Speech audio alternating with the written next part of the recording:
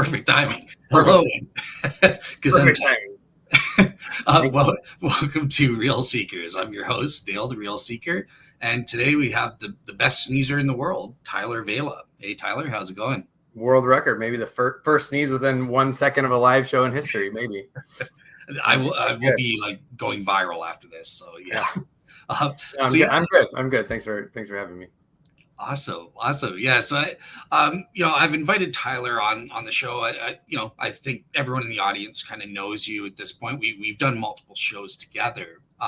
But just before we get into today's topics and that sort of thing, if there is somebody who's been living under a rock who doesn't know you or something like that, do you want to just kind of introduce yourself and give about your background and maybe something about your faith journey as well, just in brief?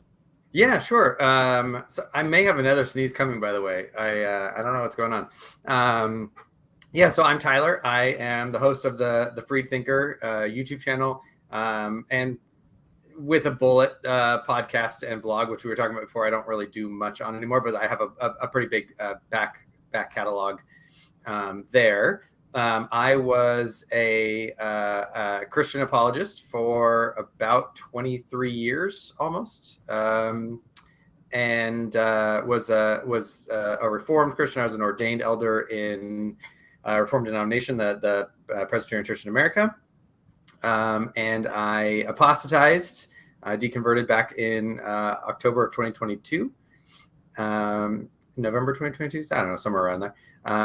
And have been on a process of deconstruction and reconstruction, and working through things that I believe, and still enjoying these conversations immensely.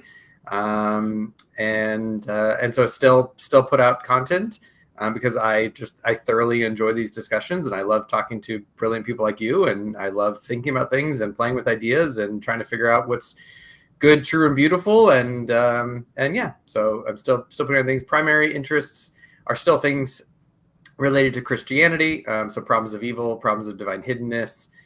Those are kind of the big ones for me that I'm still thinking and talking about. But other issues in and around Christian theology and apologetics, and conversations about compatibilism and incompatibilism and free will and all that fun stuff that comes along with it. So I try hard now as a only a recently out Christian. I sometimes straddle the fence and police the borders between like hyper skeptics who are just way too whatever, and Christian apologists. And sometimes I'm like, guys, knock that off too. Like, you're not helping yourself. So I try to sometimes sit on that fence and police the boundaries and try to get everyone to play a little bit more nicely. So yeah, that's where awesome. Yeah, that's one thing that I like. I appreciate unbelievers or skeptics that they're reasonable, and first of all, they've seen both sides. You've been an informed Christian and even a Christian apologist for 23 years. That shocked me, because I thought you must be like, what are you? You must be way older than me.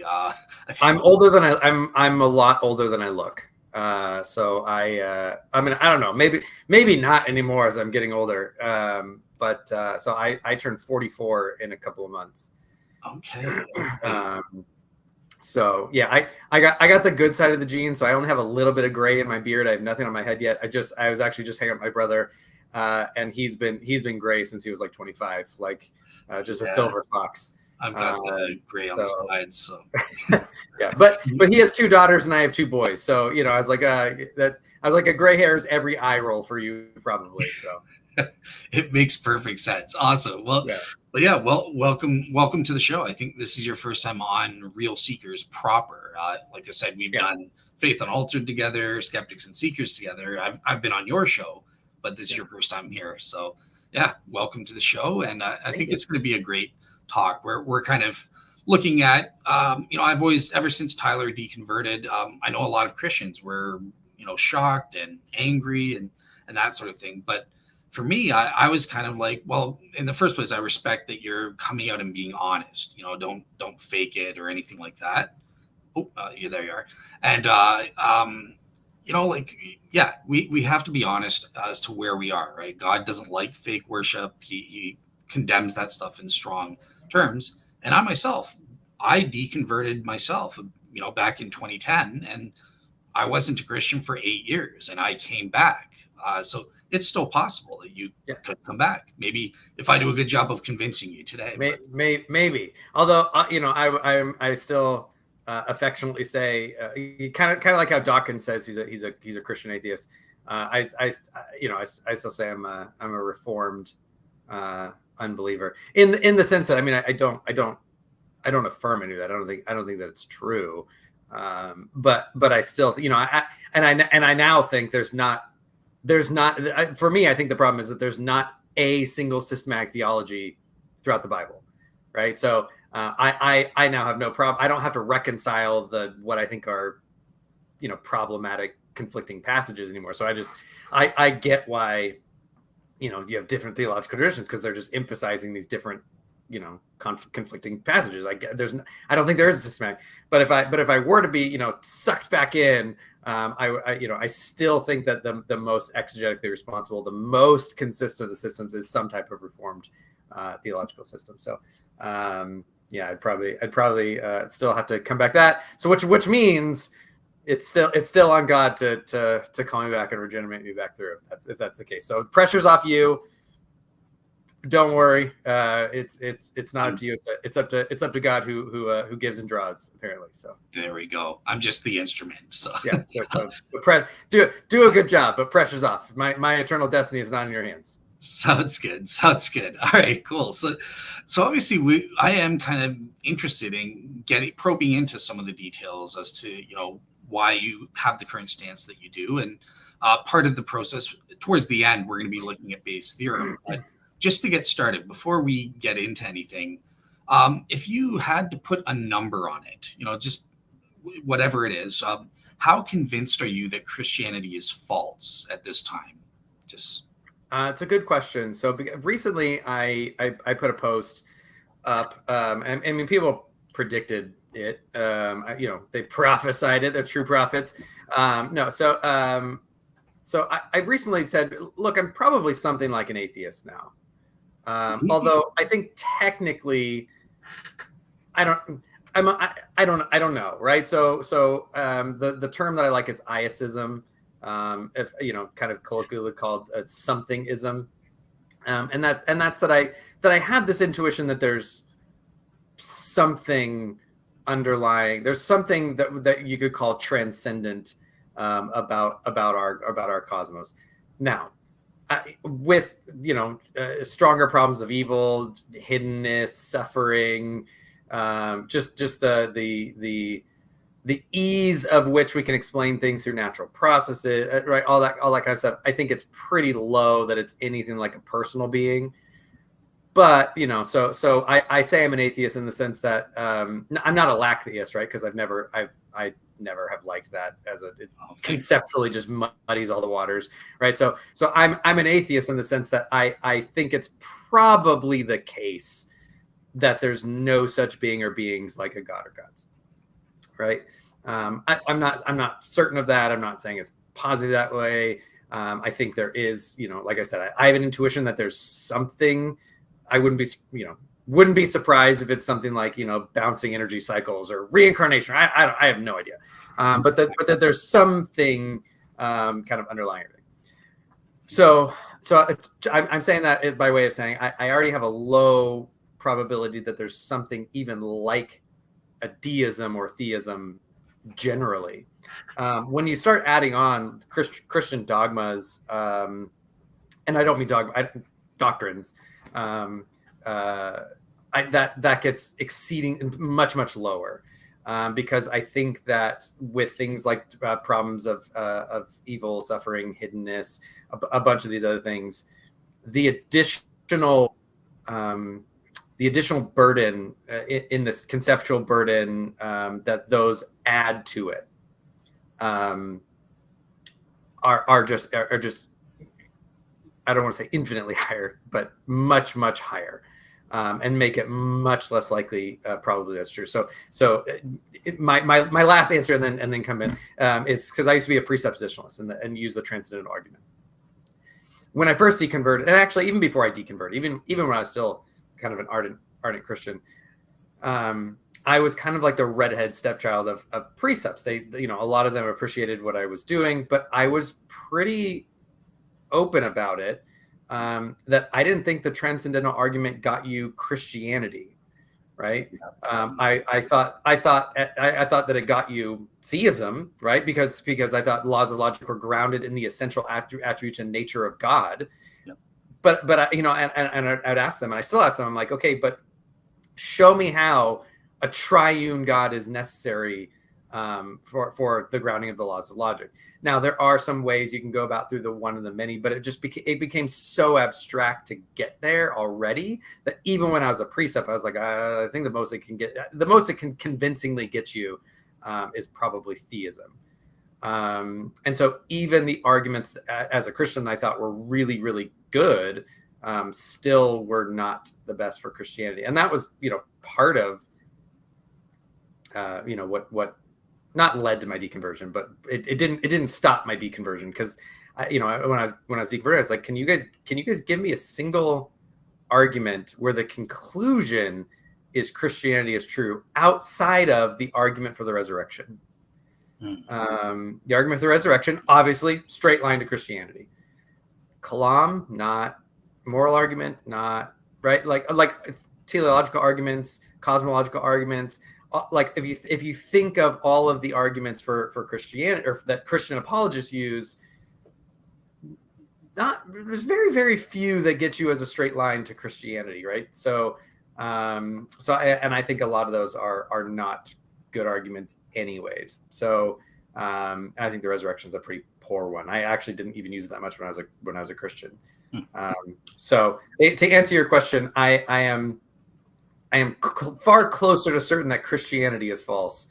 More open to something like theism or deism possibly being true, although I think it's probably not. But I'm also not. I'm not like a hard atheist or a dogmatic atheist that it's certainly not the case or anything like that.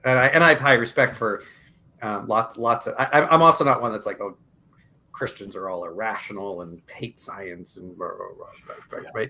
There's brilliant Christian theists, and I think there's great. Sometimes there can be really good apologetics that has really important contributions and discussions. Just not all the time. So that's where I'm at. That was a very long way to answer that question. Sorry about that. Yeah, no. So that was good. I'm mostly on board with you. Like same with tag. I never use it, but I still agree with it, kind of thing, that it leads to general theism, I think, because the laws of logic, knowledge, it's all grounded in God in one way or another. So when I was a priest, I wrote a 2-piece article, and I basically tried to argue. I showed that a lot of the arguments that Christian apologists like William Lane Craig's the moral argument, his argument from intentionality. Right. So a lot of these arguments, I'm like, these are transcendental arguments. You're just giving a transcendental argument. And if an argument can be made, like, if God did not exist, the laws of logic wouldn't exist. Laws of logic do exist, therefore God exists, right? You can run exactly like a moral argument. I was like, every Christian theist who thinks that God is kind of the ground of being, or the reason why there's persons, and that communication and mind and thoughtfulness are part of the Imago Dei, right? Like all of that kind of basic core stuff in Christian theology. I was like, you all kind of should be mere presuppositionalists. Like you should think that if God didn't exist, we wouldn't have logic, right? But by contrapositive, that means God is the necessary precondition for logic, right? So I was always kind of confused why Christian apologists were so opposed to presuppositional or transcendental arguments. I understood why they were against presuppositional methodology, right? Because that's different. But like the underlying philosophical side of the argument, I was very confused why a lot of apologists. Well, I think it's just what you said, is that they're trying to argue for something that just can't be established, that it's not just theism, but it's Christian theism that can only fulfill that, right? And obviously, from what I've seen, they have to employ additional arguments, right? Like in order to get to Christian theism, they have that argument, and then they have to falsify and say, well, Islamic theism is incoherent, Judaism is incoherent, and blah blah blah blah blah. So I think that's why that's why I kind of don't like it as well, because they're trying to prove too much. It doesn't work. So I think whenever they try to use presuppositionalism and say, therefore God, and then you kind of get in all the little skirmishes between, Van Tillian presuppositionalists and Clarkian presuppositionalists and Schaefferian presuppositionalists, and they all can't argue with each other, and so or they can't agree, so they get in those little squabbles, and that's I just stay out of those. Kind of a mess. Yeah, I'll stay out of it. I'll stick to. Okay. So I will admit you've thrown me for a loop here, and I had a plan of action. I'm not sure if I'm going to be able to pull it off now, but so I didn't know that you were leaning towards atheism. I thought you were still a general theist along the lines of a non-Christian version of Calvinism. That, at least that's the last I had heard. So when did the atheism bit? Did that? Recent. Well, so. I still am a conservative at heart in the way that I think about things, right? So I still like to really think about things for a long time. I got some flack actually for my deconversion, because when I deconverted, I was like, I had been deconverting for a year before I announced it, and people were like, well, you're still doing debates and all that kind of stuff, and I was like, because I still thought those were the best positions. I still wanted I was like, maybe it's the dark night of the soul. Even though I was having intellectual issues, I still was putting my trust in Jesus. And I was trying to say, okay, like I'm not going to blow up the ship because I'm having a dark night of the soul. Right. I'm going to test and try things out. And I still believed that the arguments in general were good. Right. So, but I had been working through things in the back end. Right. So, I made my atheism announcement, I don't know, 2 weeks ago or something like that. But I had been talking and thinking about it for a couple of months before that, and realized, this is kind of where I'm at. But before I say anything, I really want to, talk to a few people and read up a little bit and make sure I'm dotting my I's and crossing my T's. And so, it had been a few months before that. We were actually driving, and I was talking to my partner, and I forget what we were talking about. And she's like, are you sure you still believe in God? And I was like, no, I don't think so, actually, now that you say it. And so we were talking about those, and so it's been probably a couple weeks since I announced it, 4 or 5 months probably since I've started kind of realizing that I was thinking in that direction.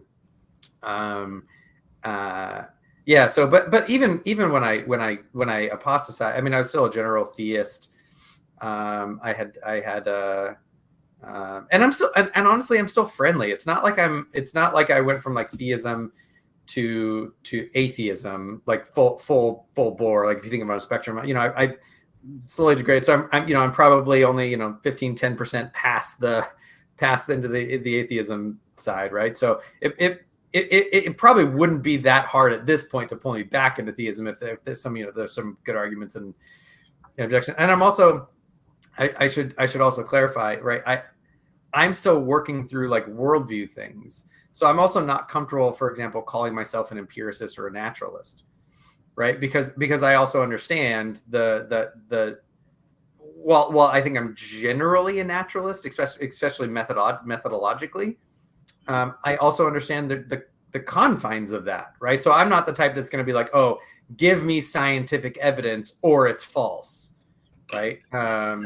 So because I understand the problems of scientism and things along those lines. So okay. In one way, I'm probably going to be pretty hard to reconvert because I know where some of the skeletons are. So that's where I'm at. Yeah. So I will admit, okay, this is probably going to take more than one show for me to bring you back. But so okay, so I can. You don't got to do it. Through God. Monergism. There you go. Yeah. All right. So that's interesting, and I've kind of gotten a good sense from you about the existence of God, like what you at the time thought was the best arguments for theism, and what's leading you into atheism. What about with respect to Christian theism? Because you mentioned that you didn't, even as a Christian, you didn't think the minimal facts case for the resurrection was good. So Why were you? What did convince you that Christianity was true? Was it some kind of evidence, or was it like what? Yeah. Yeah. So it was probably a cumulative case, right? So I think, well, and I don't know how to say this without sounding insulting, um, to me and to others.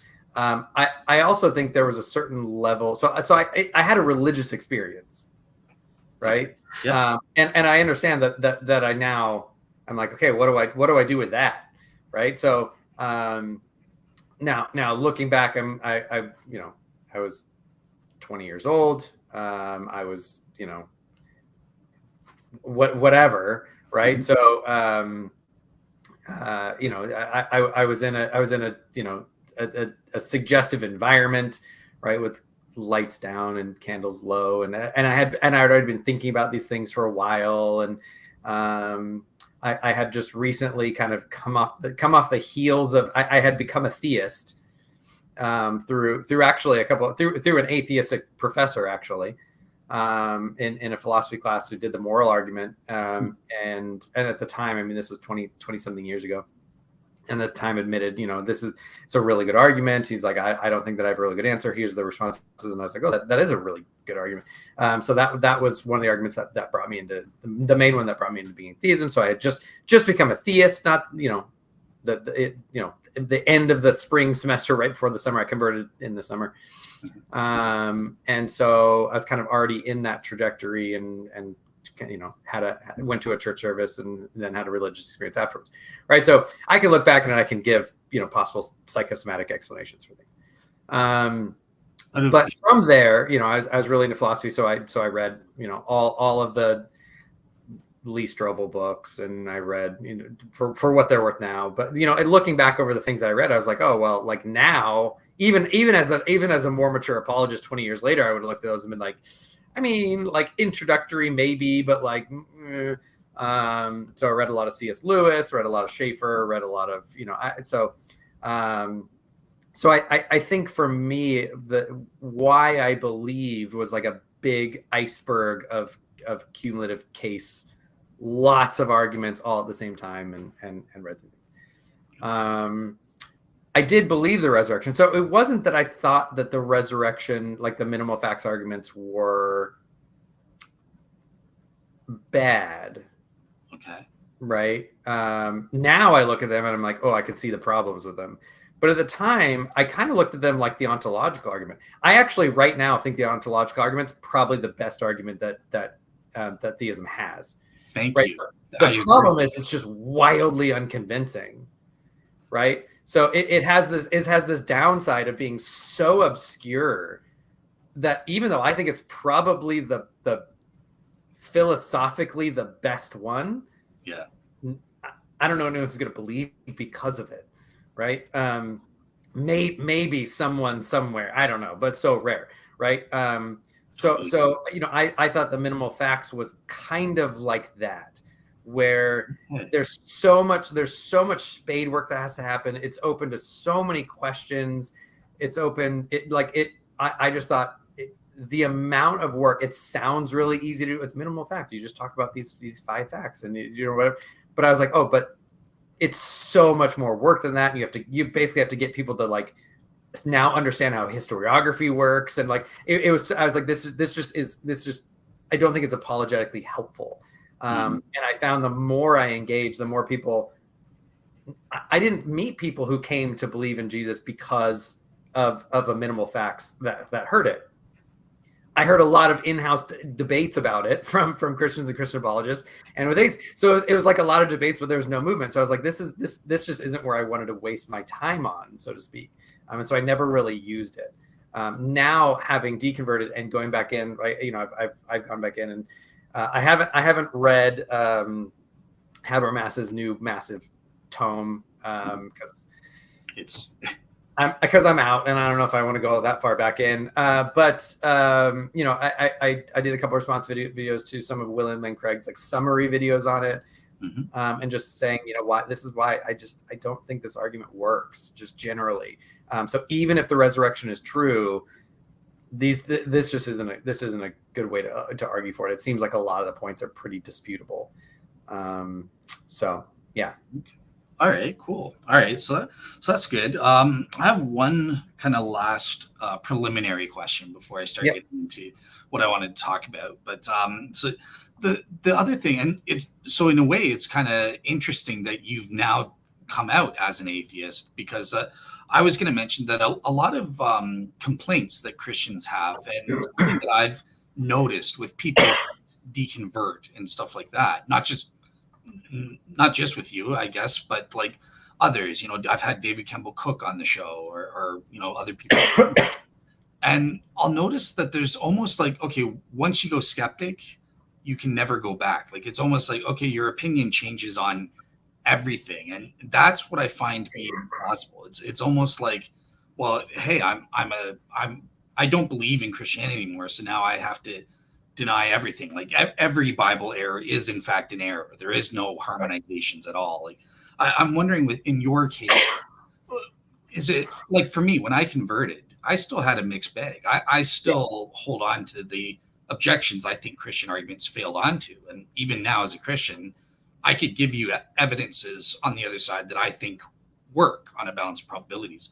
For yourself, did you find that you were once you deconverted and it came out, did everything fall like a house of cards, or do you still think there are some good arguments on the Christian side that work? Yeah, that's a really good question. No, I don't think it all fell. I think I was watching. My partner is an ex-Mormon, and so she came out of Mormonism about the same time I was deconverting,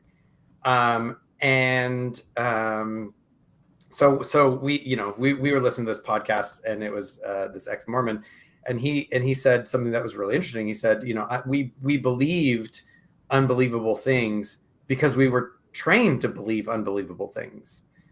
And so I found that when I left,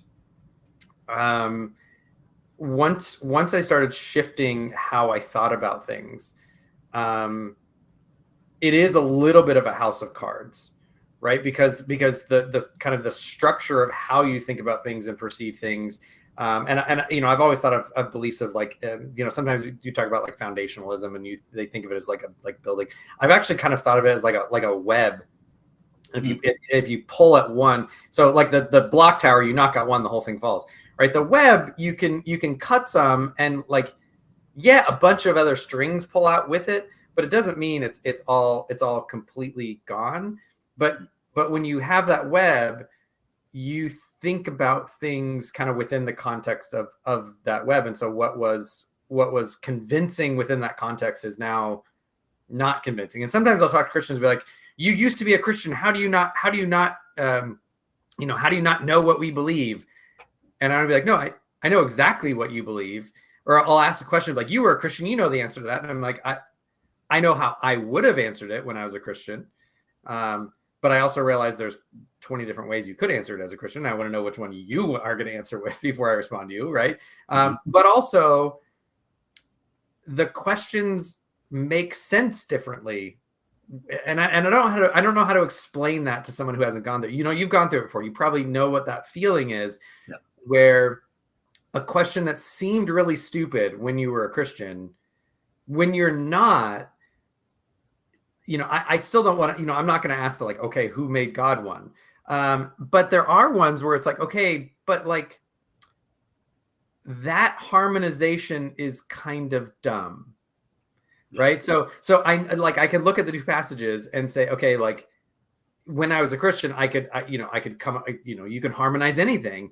And you try very hard to, I don't think people are dishonest. I think you try very hard to make responsible exegetical harmonizations between these two things and involve the history. But there's a certain level when you're on the outside where it's like, okay, but just because that's possible doesn't mean that that's a good explanation for why those two things happen. And so now you ask the questions, you're like, okay, but now I'm back to looking for, is there a good explanation for that? Like I know the apologetics ones. I know the the harmonization ones. Now I want a good one. And so that's kind of the move. But no, I don't think that like every contradiction is bad. I mean, I probably spend it's funny. I have a lot of unbelievers who I talk to, and they're like, "Oh, you still might as well be a Christian," because I'm I'll be like, guys, don't, like, I know you think that this is stupid, but like, don't fight stupid with stupid. Like, that's a dumb argument. Like, don't do that. Yeah. And then I have some Christians who are like, oh, you used to be a Christian. How do you not know the answer to that? And I'm like, because it's not a good answer. And so, but no, I don't think that every single proposed, conflicting, passages is bad, or like, sometimes there'll be really dumb objections to Christian theology. And I'm like the simple answer is like there's this, right? For example, so one that I'm trying to think of examples while I'm talking, but one of them is the creator-creature distinction. Mm-hmm.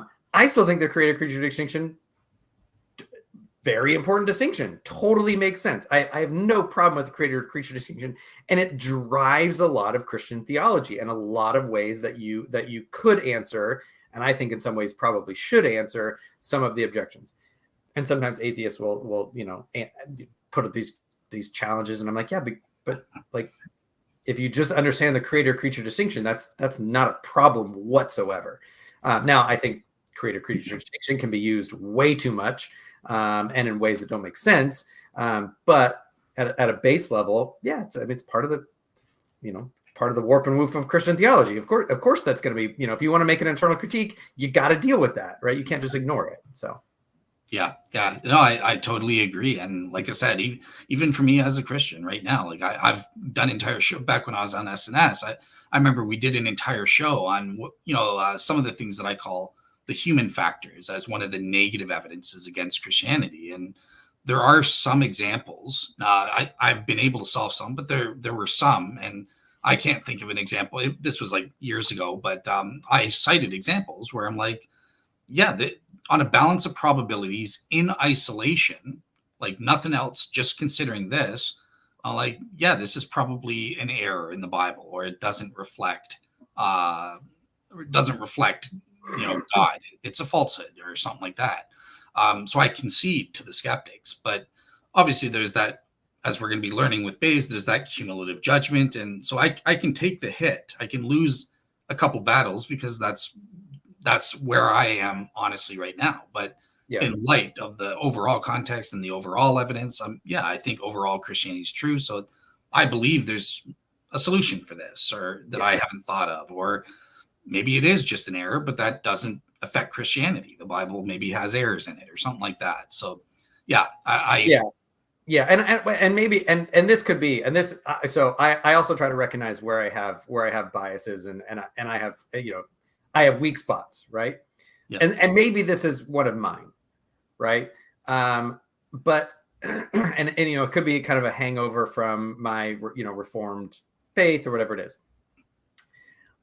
I think that if a kind of a robust understanding of an inspiration and inerrancy is false, there's no reason to be a Christian. Okay. So which I know is kind of a strong hot take. But and here I don't mean that the Bible can't use symbolic language, allegory. I don't care that it doesn't get pi exactly right. I don't give two craps about that, right? Like, okay, even as I don't care. I don't care if it uses phenomenological language. That's not the type of thing I'm talking about. What I'm talking about is when there are flat out contradictory things that are affirmed or taught. There are things that are affirmed as true that are contrary to the way we actually know the world works, right? Those type of like, the Bible's affirming and teaching something that either it contradicts later on, or we just know is false in the world, right? Those are the types of things where I'm like, okay, but if that's the case, or I have a really hard time with progressive Christianity. Not a hard time in the sense of like, annoyed by it or anything, but I have a hard time seeing how it would be true, right? So when I listen to progressive Christians and they talk about, the Canaanite genocide, and they talk about, all that kind of stuff, and they basically view it like an atheist would. And they also say things like, they go after, fundamentalist Christians, and they say, oh, well, you still have this problem of, even if its allegory didn't happen, it's still God taking on and describing himself as if he's the type of God that would do that. And the progressives, they see that problem in the text, and I want to be like, yeah, that's a problem with that is a problem with the text. But if that's the case, such huge sections of the Bible, I don't know what to. Then they're just the same as man-made myths, and so that's where I have a problem saying, okay, but then like, why hold on to one and without the other?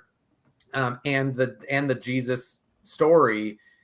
The Jesus story, I think N.T. Wright is right. I think the authors were directly relating the church exodus as a new exodus. I think Jesus was the new Moses, right? I think all of those themes are 1,000% in the Gospels, and in Paul's thinking. And so kind of if the things they're based on goes, what is downstream of that has to go.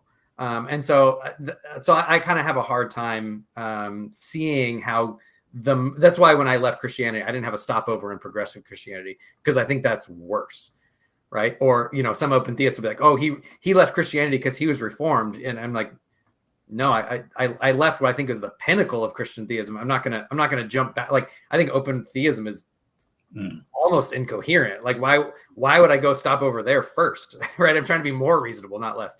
So so that's okay, so this isn't on the list, but also what you just said about open theism, do you also feel the same about dynamic omniscience as well? Or so yeah, I think dynamic omniscience, I mean, that's a whole different show we can talk about. I think, well, okay, two things. I already think incompatibilism is likely incoherent, conceptually incoherent. Okay. So there's that, because that's part and parcel with it. But I also and I understand that some of these arguments are more art than science. I know that they're a little bit more, you talk about it for a while. When you've studied something for a long time and you talk to someone, and the way they talk about it, you can tell they don't know what they're talking about. Yeah. Just the way they use the words. I'm like, oh, you haven't studied this. Yeah. Right. I'm not saying therefore you're wrong, or I'm not saying that like, look how great I am, I've studied, but like just the way they talk about something, you're like, oh, you're not understanding even the concepts that are involved correctly. And then they come in and they're like, oh, well, are you saying you have to have a PhD to understand things? I'm like, no. Every time I talk to someone who affirms dynamic omniscience, it's kind of that feel, but it also has this feel of like, guys, we want to be at the Orthodox table too. Like, oh, we affirm omniscience. It's just dynamic. And I want to be like, okay, like the modalists could be like, oh, well, we affirm dynamic Trinitarianism. All the Trinitarians are going to be like, no, go home. You're drunk. Like, get out. That's not Trinitarianism. Yeah. Right. So every time I talk to someone who affirms dynamic omniscience, I'm like, that's just not what anyone means by omniscience. Like, you're just doing like theological gerrymandering at this point. You're just trying to redraw the line so you can be included. Like, go home. You're drunk. Like, that's not what anyone means by omniscience. Just call it what it is. Like, so anyway, that's my awesome. So, okay. So I'll be coming. Tyler might be getting me to debate Alan Rhoda. So I'll be coming to you for some help and some points there. Well, Alan, okay. So here's the other thing. There are academic open theists that affirm dynamic omniscience.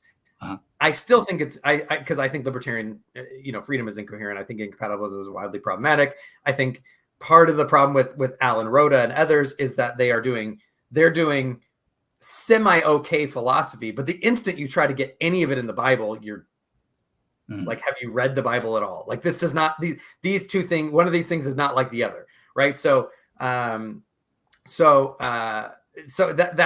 I think the problem with Alan Rhoda. But when you talk to people like Warren McGrew and Drew, I can't remember his name from Provisionist Perspective, and you kind of talk to like the online YouTube open dynamic omniscient open theist guys, like Alan Rhoda is a league above those guys. Okay. Yeah. Okay. So I have proper expectations. I'm going to do my best to represent the Molinists there, but all right. So let's get into what I wanted to attempt. And for what we're going to be doing now, this is specifically on Christian theism. So just assume something like, God as a real maximally great being exists for this part kind of thing. So the first thing, when I studied a religion, I break it up into positive and negative evidences, right? So the first thing I want to do is look at the positive case. And I think that there are some good arguments on the positive side for Christianity, namely from miracles and that sort of thing. So first thing I just kind of want to discuss with you my take on how do we identify miracles in general? Like by what criteria? When I study the Shroud or the historical evidence for the resurrection or whatever, I apply the same criteria. And just as a yes or no, like, have you ever seen a show where I talked about those criteria or not, or should I do like a quick? I have. Okay. But I couldn't list off the criteria. I think. Okay. Yeah, and actually, I think I've seen a couple. I could be actually confusing yours. I know. I think Pine Creek has a criteria, a couple episodes on criteria for miracles. I think Paulogia has some. You have some. Like I couldn't name them if you asked me to. No problem. Yeah, and Caleb Jackson has his own for. Yeah, Caleb Jackson has his. Yeah. Okay, so I remember Caleb Jackson. I don't remember, but I gave him some feedback, and I was like, oh, a couple of those, like, those don't work. So like the Lambertini ones and stuff. Yeah. Okay. So here's mine, kind of in a. I'm paying attention. I'm just gonna take some notes so I can reference back. I'm paying attention as I take. Yeah, for sure. No, I was taking notes when you were talking too. So, all right. So essentially, I see kind of using a popular level version of Bill Dembski's specified complexity criteria for identifying intelligent design. I think I can apply that to miracles, because what are miracles? They're just events that are remarkable, extraordinary events that are designed by God for a given specified purpose. And the type that we're interested in here is specified for the purpose of authenticating the Christian faith or something like that. So that's in a nutshell. And how do I identify? So in the first place, you have to prove that an event took place or something happened, right? To explain. The second criteria is related to the complexity. You have to prove that there's an extraordinary event that took place. And I find that there are three different ways you can do that, or that, the average person has done throughout the centuries. So the first way is a mechanistic type argument, right? You argue that all of the currently well-known and established mechanisms that a reasonable person would be aware of, they fail for one reason or another. They can't work. Okay. And it's purposefully limited to what the average person is currently known or well established. Okay. So I'm excluding stuff that, the future, maybe there's some unknown thing that doesn't matter for my criteria. The second way is based on the uniqueness of the event, but it's not just that the event's unique. It's unique despite a sufficient opportunity for it to be duplicated in an ordinary context. Does that make sense? Yeah. Say it one more time. So it's an event that is unique, despite having had a sufficient opportunity to have been reproduced, to have happened in an ordinary context, right? Just a context that's not charged with religious significance or isn't paranormal or something like that. Do you want questions on these now, or do you want to wait till you get them through? Just conceptual questions, not pushback. Yeah, sure. If you've got conceptual questions, yeah, go ahead. So uniqueness of events. So despite having sufficient opportunity to happen in an ordinary context, right? So I guess I would need an example to understand what you mean, because when I think of historically what we mean, do you mean something? I don't. I'm not trying to be trite, but do you mean something like, I was low on my rent and needed money, and someone randomly gave me a check. Well, someone could have randomly given me a check at any time when I wasn't in need, but it happened to be at this opportunity within this context that it was needed. Yeah. So to use your example, I have a better example, but to use your example, so say someone's like, I prayed, I really needed the money, and I got the money, and I think they're arguing something different, but let's just say the event itself. Okay. Yeah, I just mean within the context of where like that's an ordinary thing. It could have happened any other time, but it happened in this specific context that somehow made that event meaningful. So here's a good example then, right, that I give. So for example, the argument from the group appearances of Jesus, right? So that's taking place in an extraordinary context. It's a religious one. Yeah. But if there was another event, let's say a group of people saw a ghost, I would still say that's an extraordinary context too. It's a paranormal thing. It's something that's not, an ordinary in the sense it's not a well-known, well-established thing that the average people would recognize.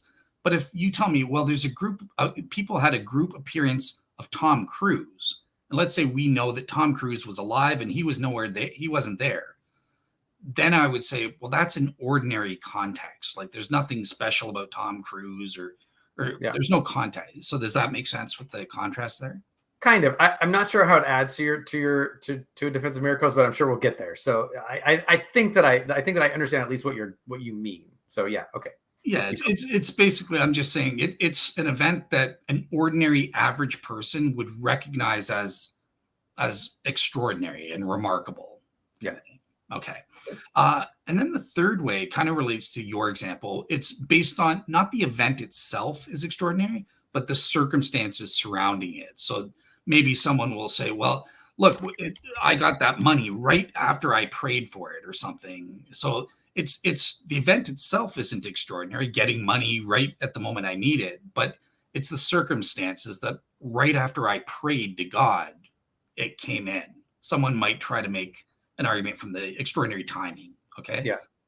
So circumstances, the uniqueness, and a mechanistic type argument. Okay. Then the third criterion is where the specification comes in. This is the religious context. Okay. And specifically, I'm looking at religion authenticating context. So, yep, the event has to be attached to a religious context. This is what all philosophers say when they're talking about miracles. I'm more interested in not only is it attached to a religious context, but it serves to authenticate that religion. And the event isn't subsumable to any other religious context, right? So there are examples of miracles like the virgin birth. Well, Christians alone don't claim that. Muslims also claim it. So it could be the case that the miracle could be subsumable by Islam, and it counts towards Islam, not Christianity. And I have sub-criteria for that.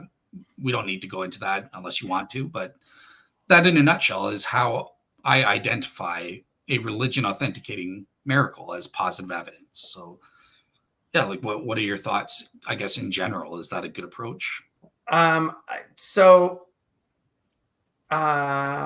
would worry about an approach like this, right? Okay. For several different reasons. I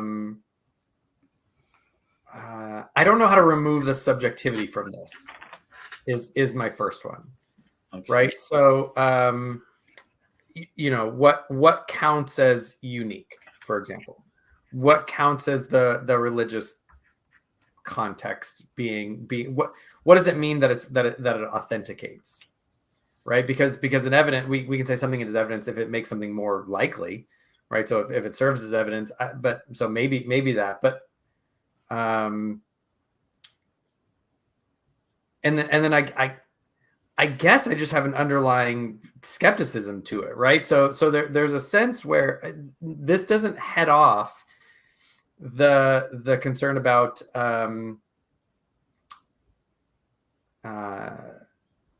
what about just I don't know, right? Or ambiguity, right? So I find as we go through these a lot of the ones that are given multiple explanations can give way, and there is kind of a Humean sense where we could say, okay, but as obscure as it is, as religiously authenticating as it is, it still might just happen by kind of other natural means, and we can kind of hint at some of those, and saying therefore God did this miracle.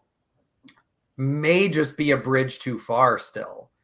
And so I think, I could probably grant this, with a couple asterisks and bullets and say, okay, but now give me some examples and let's see, what kind of holes there are.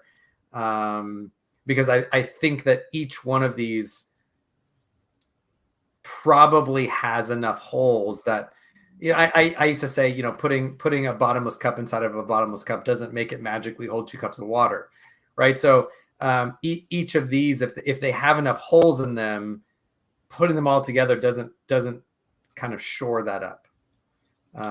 That's my initial reaction to it. And so I think at this point I'd say, okay, well, what's an example of a Christianity authenticating miracle that meets these but isn't subject to the common criticism of miracles? And I don't know if I have a set criteria, but I have some miracles that I'm like, yeah, you give me that, if that happens, I'll believe immediately. And I don't think it has to go. This seems like a way to kind of get in non-convincing events in, but they would still just be not convincing to me. Does that make sense? It does, yeah. So okay, so I heard 3 kind of critiques. So the first is just kind of terminological, oh, what do you mean by authenticate? So I don't think that's an objection. It's just kind of spell out what you mean so you can understand. So I think I would take authenticate the religion just means it makes it more probably true than not, at least the religion proper kind of thing, something like that. So do you think it makes it more, by that, do you mean it makes it more probably true than not, or it makes it more probably true than if that event didn't happen? More probably true than not. Okay. Because those are different. Because evidence it's more probably true than if you didn't have that evidence, right? So that's why you can have really bad evidence. That's still evidence. It doesn't mean that the whole theory is more probably true than not. It just means that it adds to the probability, right? So authenticating, is it adding to the probability? It's more probably true than sans that evidence, or that evidence alone makes the thing more probably true than not. Full stop. Yeah, so I think it's this. I'm making the stronger claim. Okay. If it has to be 51% or more proven that the religion is true if this event happened, kind of thing. So, yeah, I don't do 30 plus 30 equals 51. No. Okay. Now, the second objection you raised was about the subjectivity, and on that front, you're completely right. Again, I haven't gone into. I kept out some stuff for simplicity's sake, but I kept mentioning, look, to the reasonable person, the average person, and that's a semi-objective standard. There is some law courts use this in civil law and stuff like that. So I would argue that there is an objective component to it, but there is also that element of subjectivity, right? When you're judging, what would a reasonable person think is extraordinary on this front? Or, it's limited to what different culture.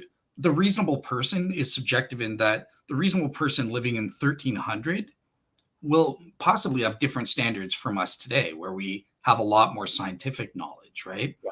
And my criteria recognize they are relative in that sense. But is that a problem? And this is where your third, is that a problem? And I would say no, and here's why.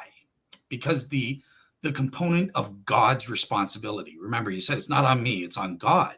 And I agree, right? So for any reasonable, real seeker, it's just their job to make their best subjective judgment on these criteria at any time, given the data they have. And it's on God objectively to ensure that no reasonable real seeker would experience undue confusion. And that term, I mean by that, no one will miss out on achieving their ultimate purpose in creation, whatever that is, because they would have been unduly confused by this event and think it's a religion authenticating one, when in fact it's not. It's just some unknown event or a natural anomaly. I think that God's responsibility helps us as reasonable real seekers. I don't have to know or care about, maybe 50 years from now, they'll find out an explanation for the shroud. I don't know. I don't care. I'm here now, and I'm responsible now, and I trust Yeah. God will. Yeah. Does that make sense? Yeah. I get that. And I think, I've made very similar arguments of like, look, what's the, like, when I talk to young earth creationists and I'm like, look, based on all the evidence we have available, right? Like evolution is a theory in the scientific sense, in the same way that, germ theory, right? Like, this is about as established as you get. And they're like, oh, well, it could be that we find whatever. I'm like, okay, but like, we don't have that yet. So like, we're going on what's available to us now. So like, I totally get, I get that argument. I guess where on this one, where I come back is the reasonable person standard works in a court of law because they're talking about things that are generally have a certain about of kind of objective neutrality, right? So, and they weed some of that during the jury selection process, right? So they take out the ones, they take out the fives, right? And so they kind of have these kind of like neutral middles. I think that part of what will come up in these is the reason, maybe the reasonable religious person. It goes back to that we believe unbelievable things because we were trained to believe unbelievable things, right? There's a certain level where when I hear some of these things, I'm like, well, the credulity and incredulity on religious things is different. So it's a hard time saying that there's like a religious person standard when it comes to miracles, right? Because, and I'm not trying to say incredulity is in principle better or credulity is in principle bad. Although I think kind of an undue credulity causes a lot of the problems that we see in false beliefs. And so, I'd rather lean on the incredulity side or kind of veer that way. But when I find that when there's a religious miracle or claim of miracle, religious people are very quick to find it as evidence. Mm-hmm. I agree. And so there's a sense where I want to say, okay, I worry that there's already the reasonable person standard doesn't do the work in these cases that you might want it to do. Okay. Does that make sense? It does. Here's an example right now. So because I'm in Shroud studies, right? So when a lot of Shroud guys go for this miracle called the Holy Fire of Jerusalem, it's an Orthodox miracle. It happens every year on Orthodox Easter, and it's supposedly this miraculous fire. The priest goes in, it magically lights up, supernaturally lights up from God. They go out, and it's a cold fire, so it doesn't burn you. So, and people are falling for this hook, line, and sinker. But if you look at someone, I watched Jimmy I was always skeptical of it, but I watched Jimmy Akin's video on it, and I'm sorry, it's conclusive. Like, how are you guys falling for this miracle claim, right? So absolutely, credulity is a problem, over credulity and stuff. But I would also argue the opposite, right? Being incredulous can also be a problem as well. So here's what I would say, though. I think that the objectivity standard of the reasonable person test would apply because, number one, we would say that the average person is expected. I would argue he is expected to have average intelligence, average knowledge, and average discernment. So I think that, look, they're not just supposed to make snap judgments. They do have some level, to the best of their abilities, to do research and to examine, okay, is this unique? What are the circumstances? So it's not just like, oh, hey, the reasonable person is some gullible fool on the street who just believes anything he's told. There is some measure of responsibility on our part to be a reasonable person. And that's the same in the court standards, right? Just simple negligence isn't enough. The courts will say, no, you, as a reasonable person, you ought to have anticipated this. So that's my only response to that. But yeah, I'll give you the last word on that if you want. Yeah, I think two thoughts on that. One of them, I don't want to blow up the conversation, so I'll say it as a way just to get it out on the table because we'll probably come back to it. Sure. But the first one is just, well, on all of these claims, it seems, and I know that this will sound like an appeal to majority or appeal to the masses, right? There's a sense where the credulous group is still small. right? And the group that doesn't believe, or like anytime it goes through actual testing and like rigors where we should be able to verify it, doesn't come out in the wash. And so like the incredulous side seems to be the ones that are like, okay, but can you, like, we have kind of this like minimum scientific standard to believe very mundane things, like how photosynthesis works, and how our bodies digest proteins, and I'm just thinking of like random things, right? We have this kind of pretty simple level way of like just understanding basics of how the world works. You want to get a miracle claim through, can you at least get it to rise to that very mundane level? And I think that that's where like where people like me and the skeptics come in and say, like, I don't think I'm being overly credulous. I'm saying if you're gonna run, I'm thinking of Turin because I know we're going to talk about it. If you're going to run tests, right, like make them at least as rigorous as we do to like, how we understand photosynthesis works. And it just doesn't ever seem to do that. So there is a sense where I don't want to say because, it doesn't work in A, B, C, D, E, F, G, H, I, J, K, L, M, N, O, P, all the way through that, like that, therefore Z is false, right? I'm not going to make that strong of a claim, but I am going to say, look, because A through Y has like, the holy fire, right, is one example. Because all these miracle claims are unconvincing, this one, I mean, at least make it as good as photosynthesis, right? Like at least it should get there. Like let it come through experts, not through, someone who got their BA in English, that type of thing. And then on a meta level, and this is the thing I want to put a pin in because we'll come back. Mm-hmm. We have to remember that this is being used. Again, I'm thinking of the Turin, Shroud of Turin, as just like a good example, because it's one that we're going to talk about. Mm-hmm. It's being used as a miracle, as evidence for a specific religious claim, for a specific religious view, right? And so I go back through and I say, okay, that specific religious view,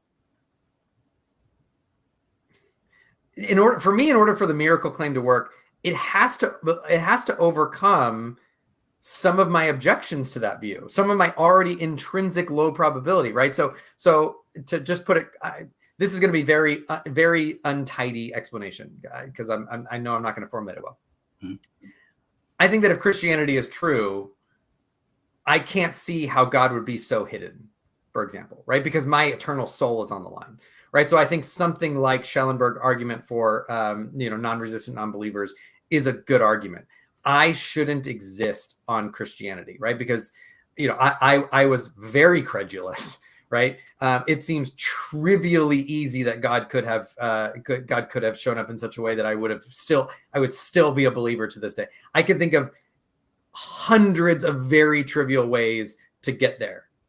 And so I want to say, okay, at a certain level, the types of miracles that could overcome that type of belief are so trivial to bring about for a God like God, if Christianity is true, that the fact that we're talking about a Shroud of Turin at that level of evidence with that level of ambiguity, and subject to such I think fatal objections, like if that's the best that I get, like the fact that that's the miracle that would demonstrate it, for me actually counts like against it, right? There's almost a sense where like there's this old saying that if they had better arguments, they'd use them, right? There's a sense where like if that's the level of miracle that has to get through to prove Christianity is true, that itself is a problem to me. Does that make sense? It does, yeah. I know it's kind of a more like macro level. We're now talking about like how in conjunction these negative arguments and positive arguments kind of work together. So I know we can put a pin in it. We're still going through criteria, but just when I'm talking about why I'm incredulous to the subjectivity, because we're on the subjectivity component kind of in the dialectic, we have to remember that that's lurking in the wings, so to speak, for why people are, when we don't come tabula rasa to these things, right? So I don't think Christianity is true for all these reasons. And so for this argument to work, it has to your point, to your authenticating, it not only has to, get to 51%. I'm already coming in with all this stuff. It has to go from like negative 50 to 51%, so to speak. And so I just don't see it doing that. Okay. So I promise you the last word, but I do have a response. No, I'm fine with it. I don't need the last word. I like the dialogue, and I've always really appreciated your insightfulness. So please. Awesome. Okay. So and it's your show. Go do what you want. There we go. So I'm going to speak whether you like it or not. So, but yeah, it's so in terms of the last point first, I think that is exactly the wrong way to be. So remember, I said let's assume God exists. So the hiddenness, we can come back to that, right? Because the way I started my search, first I believed in God. I looked at the arguments for that. That only then did I come to the evidence for Christianity. So in a sense, I had an 11 premise argument for Christianity. Premise 1 was God exists. So like, if that premise was false, I got you. Yeah. So you're saying, look, if we're all kind of already in the theistic world, yeah, because then you should be a Christian because of the argument that you had. Okay. I can, by the way, if you still want to do it, right, I can put my theist hat on, right? I'm only, like I said, I'm only like 5% past that threshold now. I could jump back in and play the theist for a little bit. Yeah. Just while we're talking, I understand that type of argument. Yeah. Okay. So now I understand your initial comments where you're like, oh, I have a different plan. So sounds good, because I will admit, and and if we have time, we can come back to the issue of God, or even do like another show kind of thing and debate that question. Because I will admit, if premise 1 is false, if it's false that God exists, or is even improbable, kind of proven to be improbable, my case here doesn't work from the argument for miracles. So it is assuming this case. Now, the other thing you mentioned is I think it's a mistake to, when you're evaluating, is this a religion authenticating miracle or not, as a positive evidence, to bring in all of this other stuff as a way to lower the prior probability. That's irrelevant. What I did for help to keep things clear for Bayes. So let's say you raised a negative evidence that, well, look, the miracles, pretend you convinced me that the shroud and the evidence for the resurrection, you're like, I'm 60% convinced in isolation these work, as these are proven to be religion authenticating miracles for Christianity. But I also have this negative evidence that's even stronger. I'm 80% convinced that, look, if this is the best we've got as miracles, that's not good enough. So if these are the only miracles, then Christianity's probably false, and I'm 80%. And when we combine that together in Bayes, at the end, you'll see it'll come out overall Christianity is probably false. So I separate those out. I think it's a mistake to get that all jumbled out. So I would take what you said and say, well, that's a negative evidence against Christianity. It doesn't speak to whether or not this is a religion authenticating miracle or not. So hopefully that makes sense there. Does that make sense? Kind of. Maybe I don't know, because it seems like, and again, I'm not stellar at Bayes, right? No. So I could be saying something dumb and someone would be like, that's not how Bayes work, and they may be right, probably. But it just seems to me that, like, for it to be religious authenticating, it would have to be of a variety.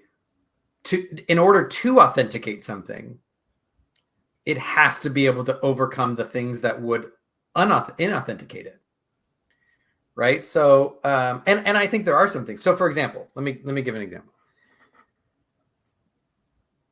I've always said that, hey,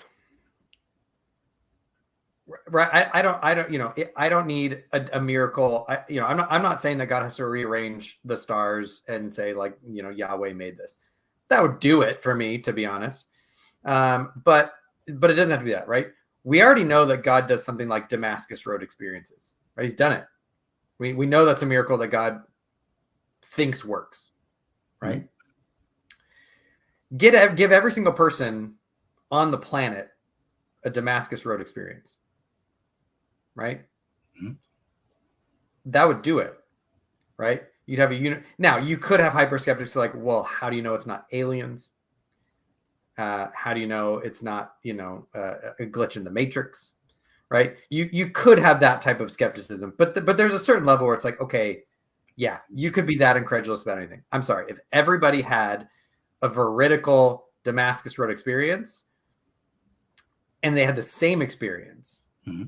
right? Because imagine right now, right? So if suddenly as a Christian, we found a bunch of documents from Mayan culture, from Native American culture, from the Huns, from Aboriginal, Australia, all about 33 AD, Mm-hmm. and they all basically said, hey, we had this visit we all had this celestial visit. Everybody in our tribe had it, of a celestial visit from from a deity who said his name was Yeshu, and that he died for our sins, and that one day people would, right? If you had that from every single culture, not to be crass, but that would be like an apologist wet dream. You guys would love that. Would be like stamp, seal the deal. That would be, we know that would be the best evidence. You all would agree that would be phenomenal evidence, right? I agree that would be phenomenal evidence. Right? That would be religious authenticating to me, right? And you only probably need it one time, because you would have like that. People would be like, oh, well, then you wouldn't have it. That would happen 2,000 years ago. I'm like, yeah, but there is a certain level where if every single person in independent context across the globe that were all contemporaneous, I mean, yeah, could someone fall back and say it's prankster aliens? Sure, but we got to go with what's right. But to me, that already has such evidentiary weight, mm-hmm. that it does overcome those negative arguments, right? Because that just is of such a quality, right? The Shroud just doesn't have that. Fair enough. Okay, so one thing I'll just clarify. So I'm agreeing 100% with you. That standard of evidence would be better than what we've got if the goal is just getting someone to propositionally believe that these are religion authenticating miracles for Christianity. Obviously, in a Christian the comeback will be, and we don't need to get into that now until we get to hiddenness, but it'll be, yeah, but it's not just propositional beliefs. It's being saved, and maybe for that, it's not the best evidence. Yeah. But I won't. Oh, go ahead. Yeah, but so that this is where these are the topics that I actually like better. Oh, okay. Because I have a real problem with that answer, right? So, like, and this is one where, like, a lot of the theodicies that I think they're all bad, because they all seem to miss the point, right? So that's one where it's like, okay, we don't want to get to propositional, right? In kind of Frank Turekian language, we don't want belief that, we want belief in, right? That's the goal, right? So it's not guaranteed that if God gets everyone to believe that he'll get, the whole world will have belief in. And that sounds really good, but I also want to get to the point where it's like, okay, but that would be like every parent in the world saying, we want to completely abandon our children because, right, we don't need them to have a belief that we're their parents. We need them to have a belief in us as their parents. And I just want to say, okay, but belief that is a necessary precondition for belief in, right? So getting the world over belief that, it's going to pay a lot of dividends for belief in. So because God has to get me to have belief that first before I can have belief. I can't believe in something that I don't believe that exists in the first place, right? So do the lesser thing first. Does that make sense? Yeah, I hear what you're saying. I'm just debating what I should do, because you tell me as the guest. So I had a plan of, okay, I was going to get into specific examples on the positive side, and then I was going to come to the negative side where we address those, that kind of positive. Yeah. Sorry, I don't mean to derail. We'll put a pin in that. We'll come back. Sorry, I just get excited. Yeah, no, this is awesome. Me too, as well. So, okay. All right, cool. So let's very quickly go over the positive things and then get to the negative things that you like best. But okay, so the first positive miracle is one that you're well familiar with, one that you said you you researched well, and it comes from the historical evidence for the resurrection. So I kind of just want to turn it to you. What was your take on that, or what is your take now? Like, why do you think it doesn't work as a provable religion authenticating miracle? Well, because I don't think we have good reason to think that it happened in the first place, right? So I think that there are so many problems with the arguments for it, and then the defense. So okay, you have the actual argument. Here's these minimal facts, right? Whatever. Mm-hmm. You start getting in the defenses for those minimal, for the interpretation of those minimal facts to the resurrection, right? And there become serious problems, right? So, for example, I'll give a really common one, right? And that's the whole the attestations, right? Mm-hmm. You start getting objections to those. What comes out in the wash generally is something along the lines of people don't die knowingly for a lie. The eyewitnesses are in a position to know, right? All that kind of stuff. Yeah. When you start to scrutinize it, outside of maybe one or two, we don't know what the hell happened to any of the disciples, right? We don't know that they died for a lie. We don't even know that they persecuted a lie. Like if I were to ask you what happened to Bartholomew, mm-hmm. we have no idea, right? And when Paul comes back to meet with people, right? We only really have Peter and John and James the brother, and right. So we don't know where Levi Matthew went. We don't know where Bartholomew went. We don't know where Thaddeus went. We don't know what happened to James the younger. Right there. Maybe they all died natural causes before Paul got his ministry off the road. Maybe some of them were like, yeah, you guys are taking this away. We don't want to go. We're gonna go somewhere else, right? Maybe, and then when you start looking into the actual martyrdoms, they're on missionary journeys, they're in lands where you're not political. You have Paul saying he appeared to 500. Paul wasn't there for the 500. Paul's just saying a story he heard also, right? So and he's like, some of them are still alive today, and disciples, and Paul just oh, well, you wouldn't. He's saying you can go check with them, and I'm like, okay, give me the names of any of those 500 people that they could have gone check with. Mm-hmm. We don't know. He didn't give it to the Corinthians either, right? So so it's just, as you dig on the evidences that are the arguments that are used to support it in the face of the objections, they're just incredibly weak, right? So there's so many objections. So I actually I think that something like are you familiar with Apologia? Yeah, of course. And so I think that what he's kind of synthesizing, and I recognize he's not a scholar, but I think he's smart, and he's thinking through some of the scholarship. I think, you could have had one disciple.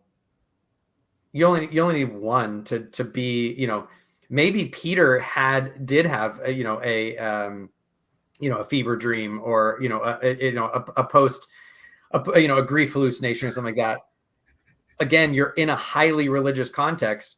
They believe unbelievable things because they're raised to believe unbelievable things, and they're in a very pre-scientific culture. They're in a culture that is prone to believe supernatural explanations for things, right? It's not hard to see how the ball could get rolling, and you don't need Jesus is a liar. You don't need the apostles were all in it for the money. You don't need kind of all those types of things. It could very well have raised, grown up and blossomed in a very kind of innocuous way. Just it doesn't have, the resurrection doesn't get that off the ground.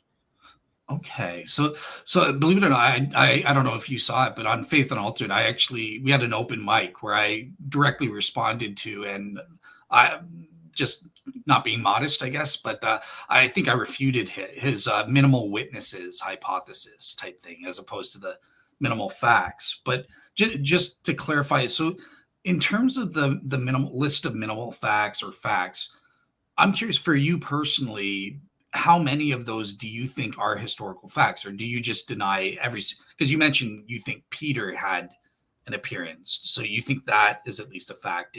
But what else? Yeah, yeah. So it's a good question. So I think Jesus existed, Okay. right? Not a mythicist. I think mythicism is about as cringy as young Earth creationism, right? Yeah. Stop it, like knock it off.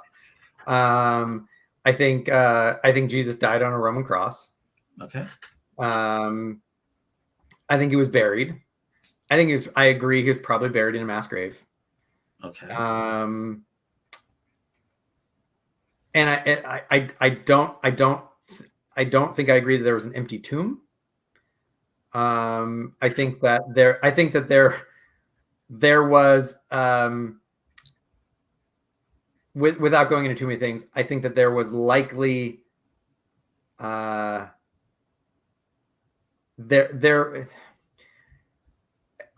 can loosely grant an empty tomb in the sense that Jesus's body wasn't where the disciples thought it was going to be when they went for it. Okay. I don't know if that's an empty tomb. As far as post-resurrection appearances, I think that the honest way to state it, and I gave Reasonable Faith. I don't think it was William Lane Craig, but it was put out by his ministry. So I'll just blame Reasonable Faith. I won't blame William Lane Craig. I think there's an honest way to state something, and I don't want to say I don't think they're trying to lie, but there's a less than clear way to say it. I think that after Jesus's death, some of his disciples and those close to him had experiences that they attribute to a risen Jesus. Gotcha. Right? Because the Reasonable Faith episode and some other people say after his death, people had experiences of the risen Jesus. I don't think that at all. Right? And so Habermas has said it that way a couple of times. William Lane Craig, I think he said it that way a couple of times since then. But in the videos on the Reasonable Faith website, it definitely said it that way. And I think that's way overstating the case. And then I think that there were people who were skeptics originally who came to believe based on some type of religious experience, right? Paul, brother James. Gotcha. So that's about it that I'll give. Okay. All right. Cool. And which I think is a lot. I mean, I think I'm giving a lot of them. So yeah. I think you've granted. That's kind of the same as what Apologia has granted there. And on some front, I agree with you on that. Just out of curiosity, when I'm organized, you don't have like a time limit or anything, do you? Or strict time? I mean, I do. I have something that I'm doing at 1 o'clock my time. So I would like to eat lunch between that. So so probably 12:15. So I still got another hour and 40.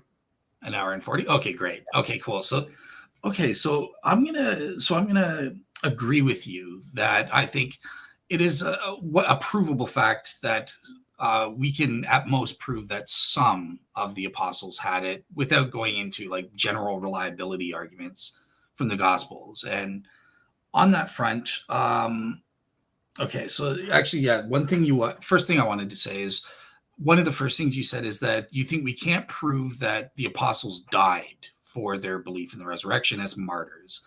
Totally agree. In fact, when I was doing my religious research, Sean McDowell sent me a copy of his PhD that he was writing. And I think at best we can prove maybe 4 actually died. But I don't think that matters. Let's pretend we can't prove any of them actually died. The key, and you would have heard this a lot, is that we can prove they were willing to suffer and die. And I think that's the linchpin. That's all that's needed to prove. And so in the first place, would you agree that they were at least willing to suffer and die for their belief in Jesus? All of them or some of them? Let's say at the very least, most of them. I have no idea. That's the thing. I think we have no idea that they were willing to die.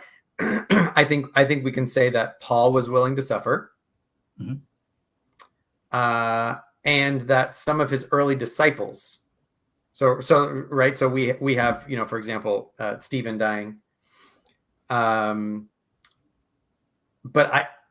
I'm not sure that they were willing to suffer and die, because when you start getting to the evidence for it, right, where you're at the book of Acts largely, right, which at a charitable, let me give the most charitable date that I'm willing to give, right? Acts is mid-60s. Okay. Right. Most charitable, I think probably late 70s, early 80s. Me too. Yeah, right? 70s. Yeah. Most charitable though, if you're all the gospels are pre-70, if you're at the point where Acts is part 2 and Acts leaves off before the death of Paul, and it only leaves off for the death of Paul because it's now up to current and Paul hasn't died yet, right? You're at like 64, 65 maybe, right? You're 30 years removed. Acts is writing, sure, it's investigating, but it's writing secondhand hearsay stories, right? In a foreign context, right? It's not being written in Jerusalem, right? It's being written probably in Asia Minor. Again, and I say probably in the sense that if we're already granting that it's an early date because it's written by Luke, who's a traveling companion to Paul, right? So it's probably, like, even if we grant all that, it's being written by a secondhand source in another country 30 years later, based on stories that he's gathered while traveling. And there's no evidence that Luke went back to Jerusalem to talk to the firsthand sources, right? So he's getting these second, third, fourth hand, right? So when you say things like, well, they were willing to die, no, we have that type of story that hints that some of them were willing to die, maybe, right? So if you look at the language, like I think it's is it James who dies in Acts? Yep, James the son of Zebedee in Acts 12, or Acts 12 or 12 or whatever it is, right? Yep. Right. Yep. When you read it, a lot of people infer that it's because he's dying for his testimony about Jesus. Let me actually pull it up. Hold on. So I want to give a more concrete example. All right.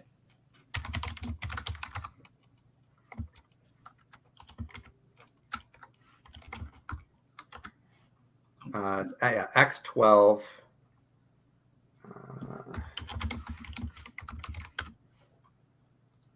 While you're pulling that up, Mr. Wallace is saying it's a good discussion between us, so that's great. Thank you so much, Mr. Wallace. I agree. So this is what we get, right? Are you trying to share? Now about that time, this is Acts 12:1. Now about that time. No, I was just going to read it. It's only one verse. Cool. Now about that time, Herod the king laid hands on some who belonged to the church to do harm to them, and he had the brother of James and John executed with the sword. That's all we got, right? So it's not. We're not being told that they were willing to die for their testimony of Jesus, right? Herod, wanted to do harm to some who belong to the church. It could have been because he viewed them as social subversives, right?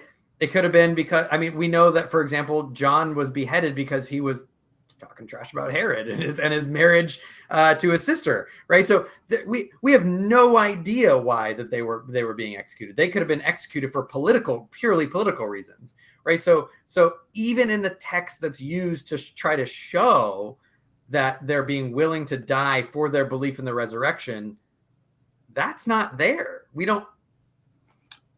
Right. So when we say, am I willing to grant, and this is, I'm making this longer because I'm using this example of when there's an objection, the supports to overcome the objection to support the original claim just kind of get worse and worse as it goes. And so when we say, will we agree that they were willing to die, or most of them were willing to die? I have no idea. And the couple that we are told died, we're not even told that they died because of their belief in the resurrection. Okay, so my argument, believe it or not, it's going to concede a lot of what you're saying, but just so you do admit that it is a historical fact that they were being persecuted because of their belief in the resurrection. And they may have been persecuted for other reasons in addition to that. But that was one of the reasons that early Christians in the first century were persecuted. Could you admit at least that much? Or I mean, it depends, right? So if you mean the sporadic small scale persecution, maybe. Although this is it is kind of a why are you punching yourself type of thing, right? So there's a sense where they're going into places, being political upstarts, being socially subversive. They're going in and kicking the hornet's nest, and then again, I'm not trying to like blame the victim. I'm not saying persecution's ever okay. I'm not trying to say that they should ever be killed, but there's a sense where it's like, I'm not entirely sure if they didn't go in and like be kind of politically obnoxious, socially obnoxious, they probably would have been fine in a lot of these cases, right? So I'm not sure that they were being persecuted for their belief in the resurrection. They might have been being persecuted because they were saying all of your guys' religious systems are trash, right? Mm-hmm. That's a very different reason to get persecuted at that time. So is it kind of indirectly they were going and telling people their religion was trash because they believe in the resurrection? Probably. Yeah. But I don't think that it was, I don't think that we should impute later stories where people were like, oh, deny the resurrection or be killed, mm-hmm. back on the earliest, Peter, and James, and right, that those seem to be, even within 30, 40 decades, those seem to be different contexts. And so I'm not sure that Peter, we don't really have any information about Peter going through persecution. He seemed to be doing just fine.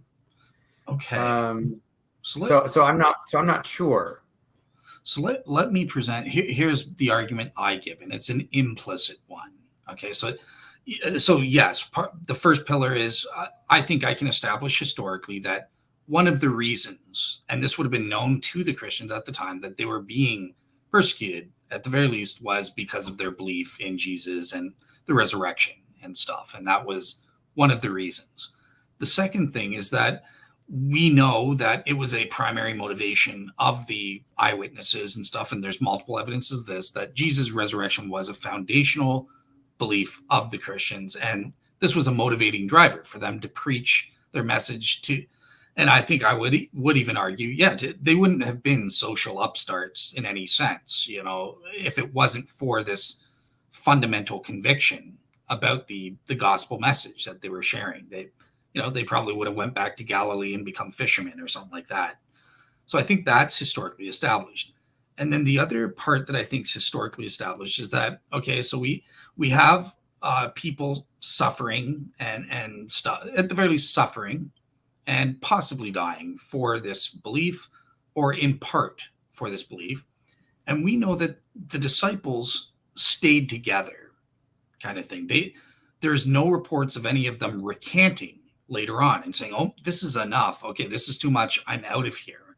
And it looks like they stayed together. Even as of Acts 12, after Saul's persecution, okay, they're still staying with it. After now King Herod, things were getting bad under Caligula and leading up to Herod Agrippa in 42 AD there, and they still stayed with it. Even then, James, the son of Zebedee, gets killed. And yes, that scatters them. But what do we hear in Acts 15? They still come back and have that council. And there's, in all of this, there's no mention of, oh my gosh, Thaddeus has turned his back on Jesus. He's still there. So based on those established parameters, I think that implies that, look, they knew that they could suffer and possibly die for their belief in the resurrection, and yet they're staying with it regardless. So whether they in fact suffered and died, I don't care. I don't think that's needed. All I need to prove their mindset that they're willing is that, look, they stayed the cause despite they had observed Christians suffering and dying for this belief that they were preaching. So that's kind of my argument. I'll give you the last word on that one. But I mean, this would be the last word. I mean, you can come back and forth. I have two problems with it. One of them is I wouldn't expect that the text that we have mention the people who leave. It kind of goes back to the history is written by the victors, right? So they're giving kind of hagiographic foundation. It's for the same reason why we have so many like post-exilic Old Testament texts that make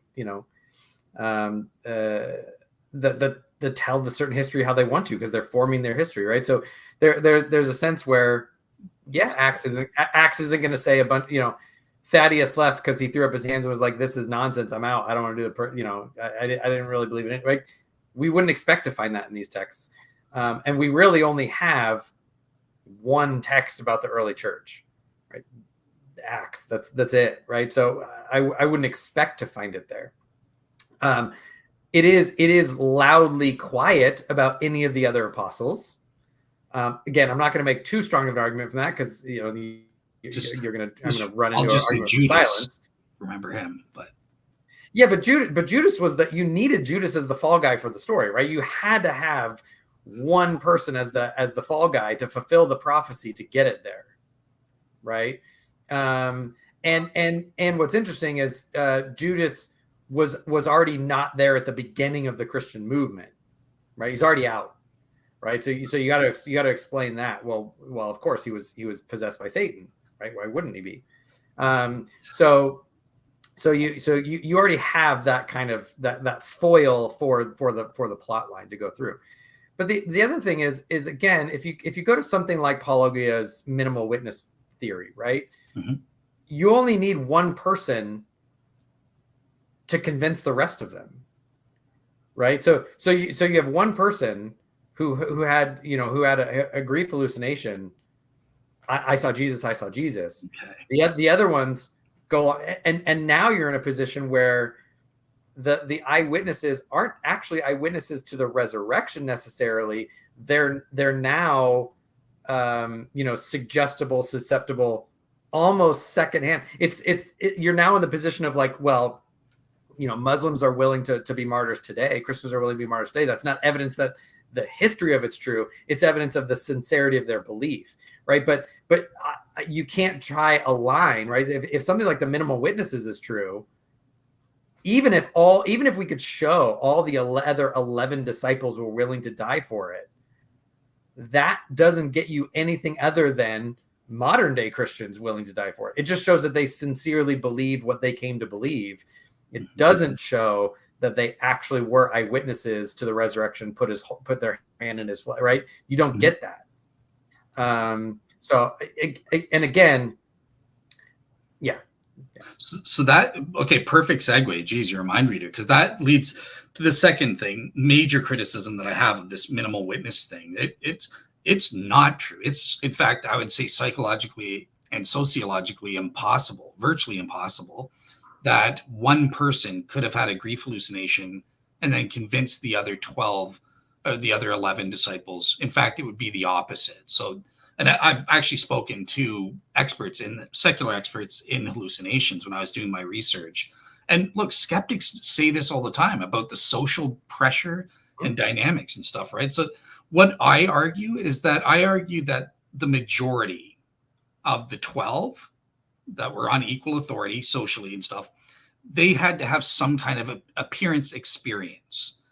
And on that front, that way the majority could socially pressure, even if one or two, let's say they didn't see anything for this argument that I'm making, and then they convince the others, hey, Jesus has risen, we saw him and stuff like that. I think that if you had a majority of the 12 saying that, that could use social pressure.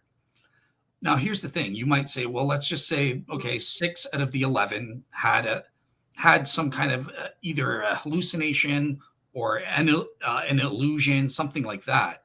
Here's the problem. They're all seeing Jesus counter to their expectations in terms of seeing him in a mundane form on earth in a regular form instead of in glorious form. If it is a hallucination and or an illusion, they would see Jesus or a delusion as well. They would see him in a white robe or glowing. This is how they expected the glorified, resurrected Jesus to be. So let's say, it makes sense in a group if one person has a fluke and they have a counter expectational hallucination, right? Let's say Peter saw Jesus on earth.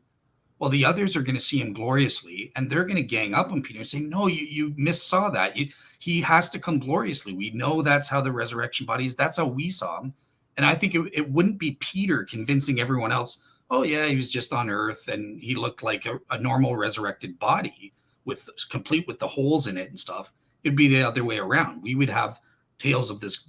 Peter would be convinced, "Yeah, maybe I did see him gloriously after all," and that would be the resurrection tale we have. So that, I think, speaks against the minimal witnesses theory and against natural visions and stuff. So I have a lot of thoughts on that, right? So because I think there's some anachronism that's happening, right? So I'm going to try to remember all the things you said.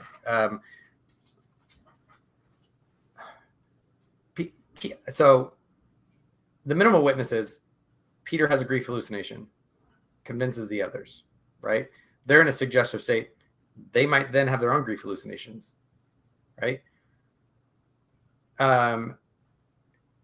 The problem, though, is one of the big problems with this is I think you're taking what's an Acts as if it's a true accounting of what actually happened at the beginning of the movement, right? Which is fair as a Christian to assume.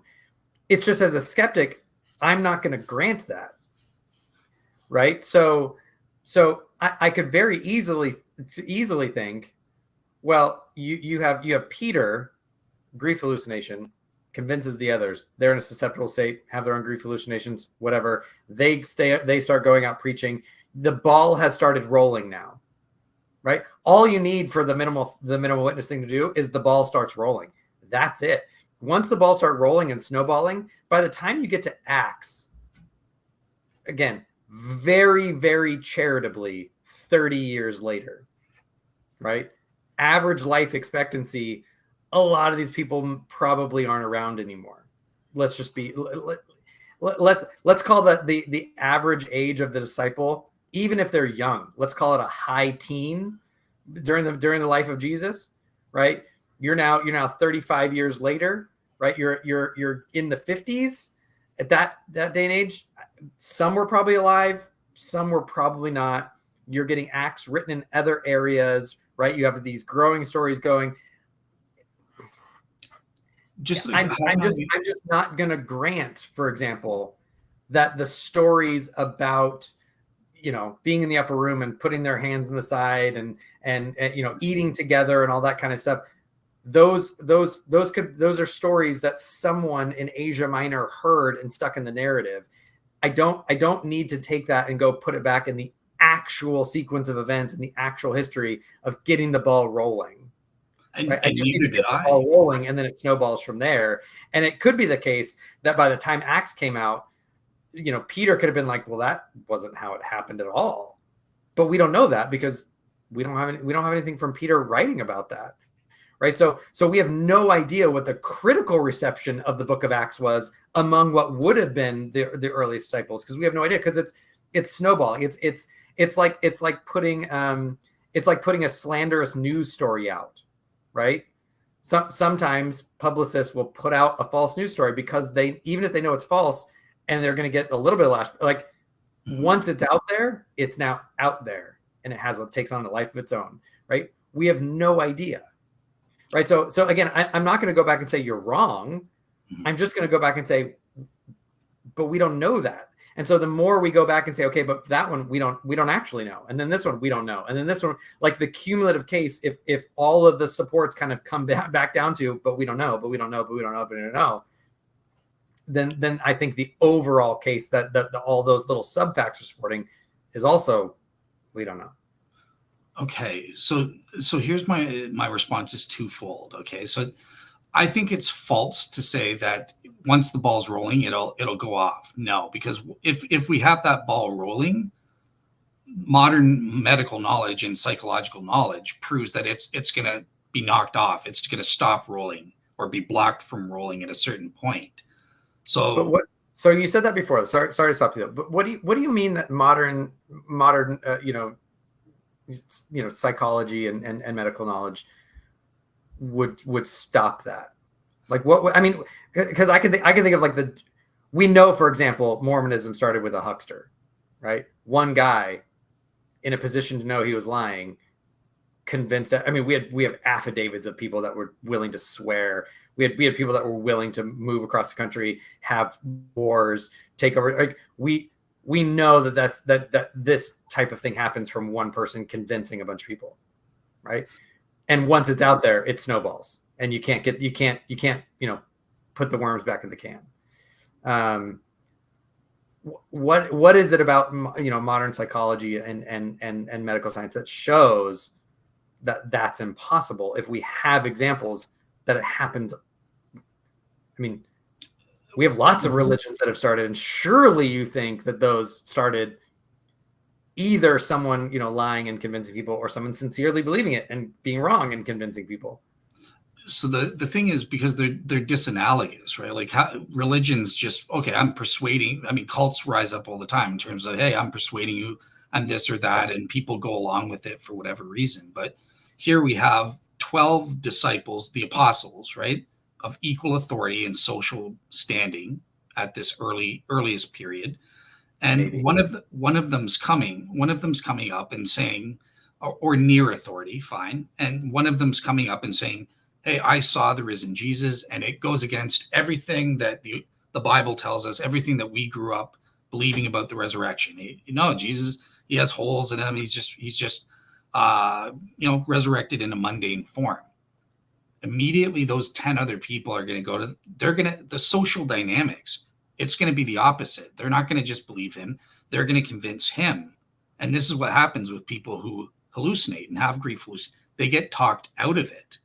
And that's been proven, that's just statistically what happens.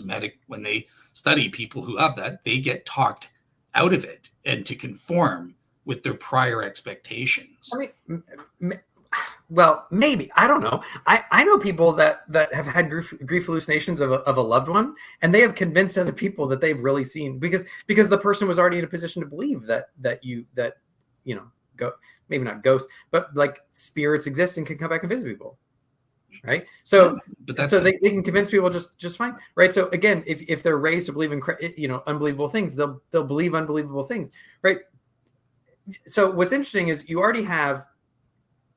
It's interesting that it's Peter, right? I just selected him because that's what you said. So, I selected Peter because in the narrative, Peter is the primary. It seems to be the primary source for this, right? So it is interesting that narratively, it's not Thaddeus.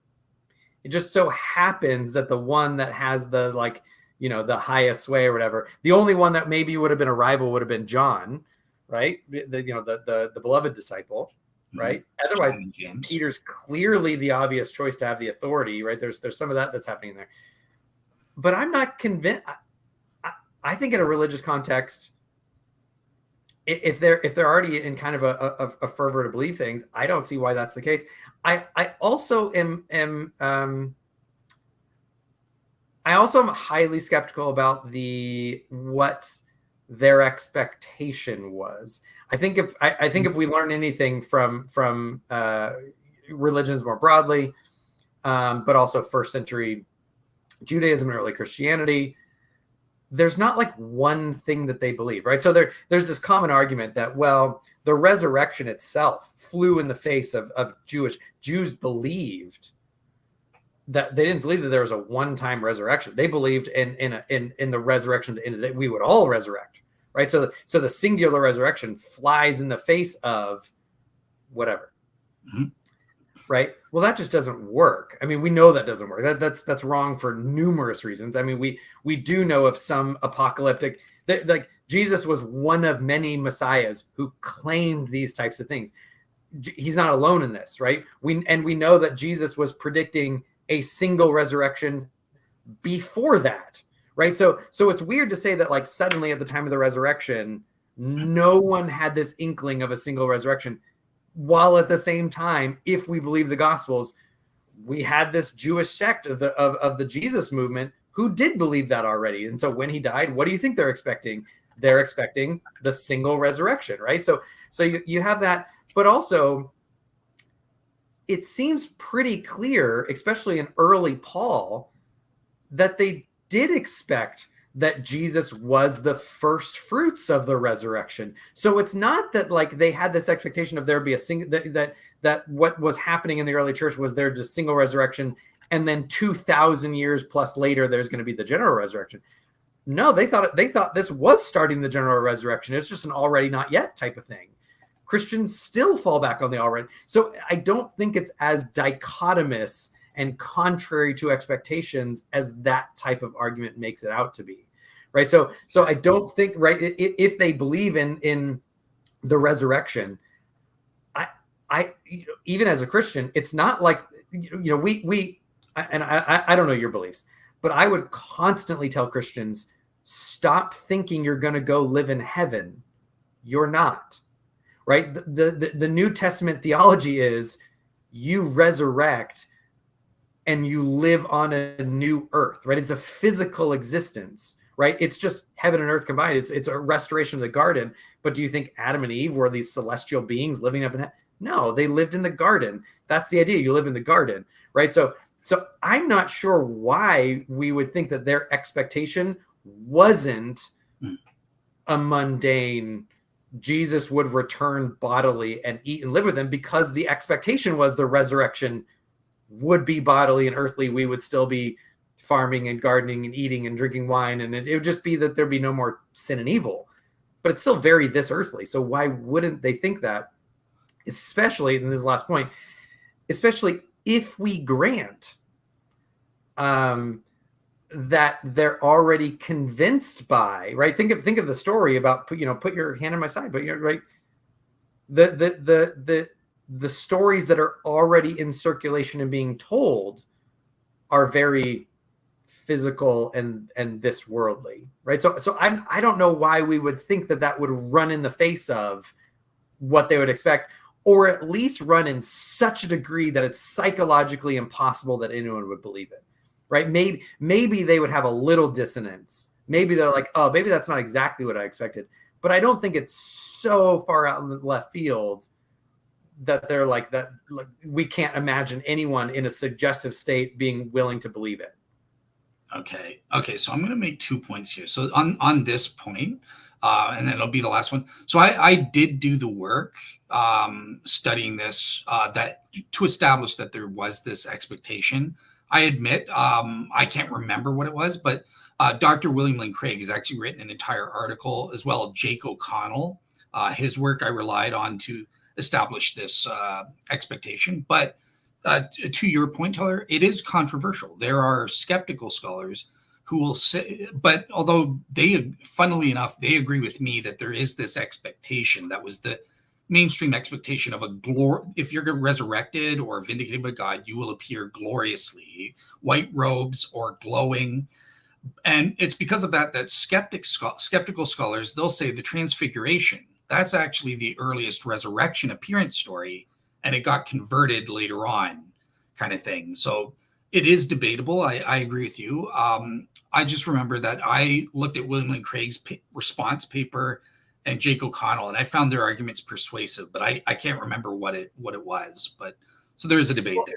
Well, and to be fair, again, because this goes back to we don't know, right? So I admit the things that I'm saying. I'm not saying we have proof of this. I'm saying we don't know, right? But I could easily figure out. Okay, look, in early Jewish apocalypticism, maybe the resurrection, they thought it was going to be glorious appearances. You get to your point, you get early transfiguration appearances going in. They're sneaking into the narrative. Maybe Peter and John, they were running around saying that they saw the risen Jesus and he was glorious, right? You see that coming up in Revelation 1, right? That is the view. That is Paul's early testimony. He has the Damascus Road experience. Maybe John and Peter were giving Damascus Road experience type of testimony. We saw Jesus and it was glorious, and we knew it was him because he said he put his hold, but we didn't because he was, we don't know. What we get through Acts is now you have the stories, they're going out to Gentiles in Asia Minor and these other ones where the expectation is, I mean, think of the stories of what happens when Zeus comes down. What happened? Right? The religious expectation is very different. They're very, very fine with this worldly interactions with the gods. By the way, I also think that while the expectation of resurrection might have been that way, you also, within the Jewish corpus and mindset, think of your Old Testament backgrounds, right? When God shows up, is it sometimes a big theonomic production? Sure. Is it sometimes 3 dudes who show up at a tent to Abraham? Yeah, that too, right? So I don't think that it's this thing that it's so far outside of Jewish expectations that when there is the resurrection and God comes to walk among you, that he looks kind of like you, right? He looks like a Melchizedek. He looks like a 3 guys coming to the tent. He looks like God walking in the garden. Right. I don't think that that's outside of their tapestry of what can happen when God comes among them, or what the final condition is going to be.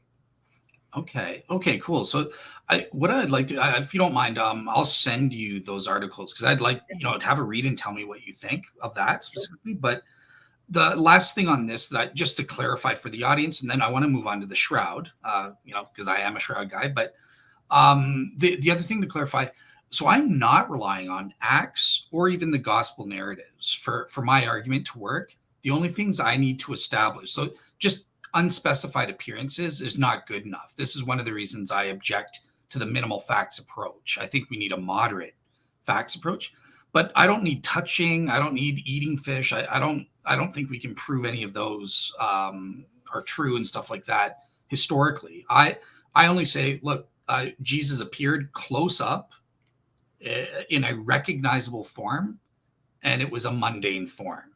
Those are the 3 specific things that I think I can prove historically attached to the appearances, and then my argument works.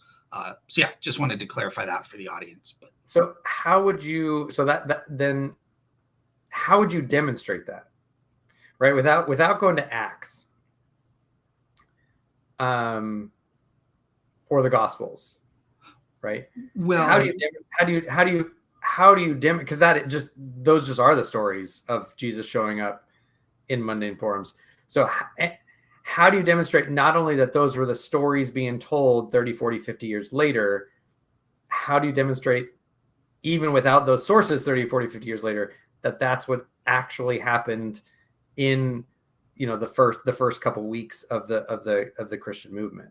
So I misspoke. So I do use the Gospels and Acts as sources, but I'm saying I'm not just taking them as generally reliable. I'm applying the historical criteria of authenticity and basic logical argumentation to come up with to establish these elements kind of thing within the stories. And yeah, I wasn't able to do that with the touching or the eating fish. I don't think the historical criteria established those, so I don't use them, and thankfully I don't need them either. So yeah, hopefully that makes sense. I mean, maybe it's for a different episode. I know we want to get to the Shroud, but I guess I'd be curious, even using the Gospels and Acts as, and I'm not one of those skeptics like, oh, the Bible, like you're buying you can't use the Bible as a source. Like, I understand it's a source. Historians use it as a source all the time. But again, I guess I would, and maybe we can have it, come back on. Sure. I'd be curious how you would bridge that from this is what we know what the story is. Again, very charitable granting on Acts 35 years later, to that's what's actually happened, or we know that's what the earliest preaching was, or anything along those lines. And again, that on top of that we knew what their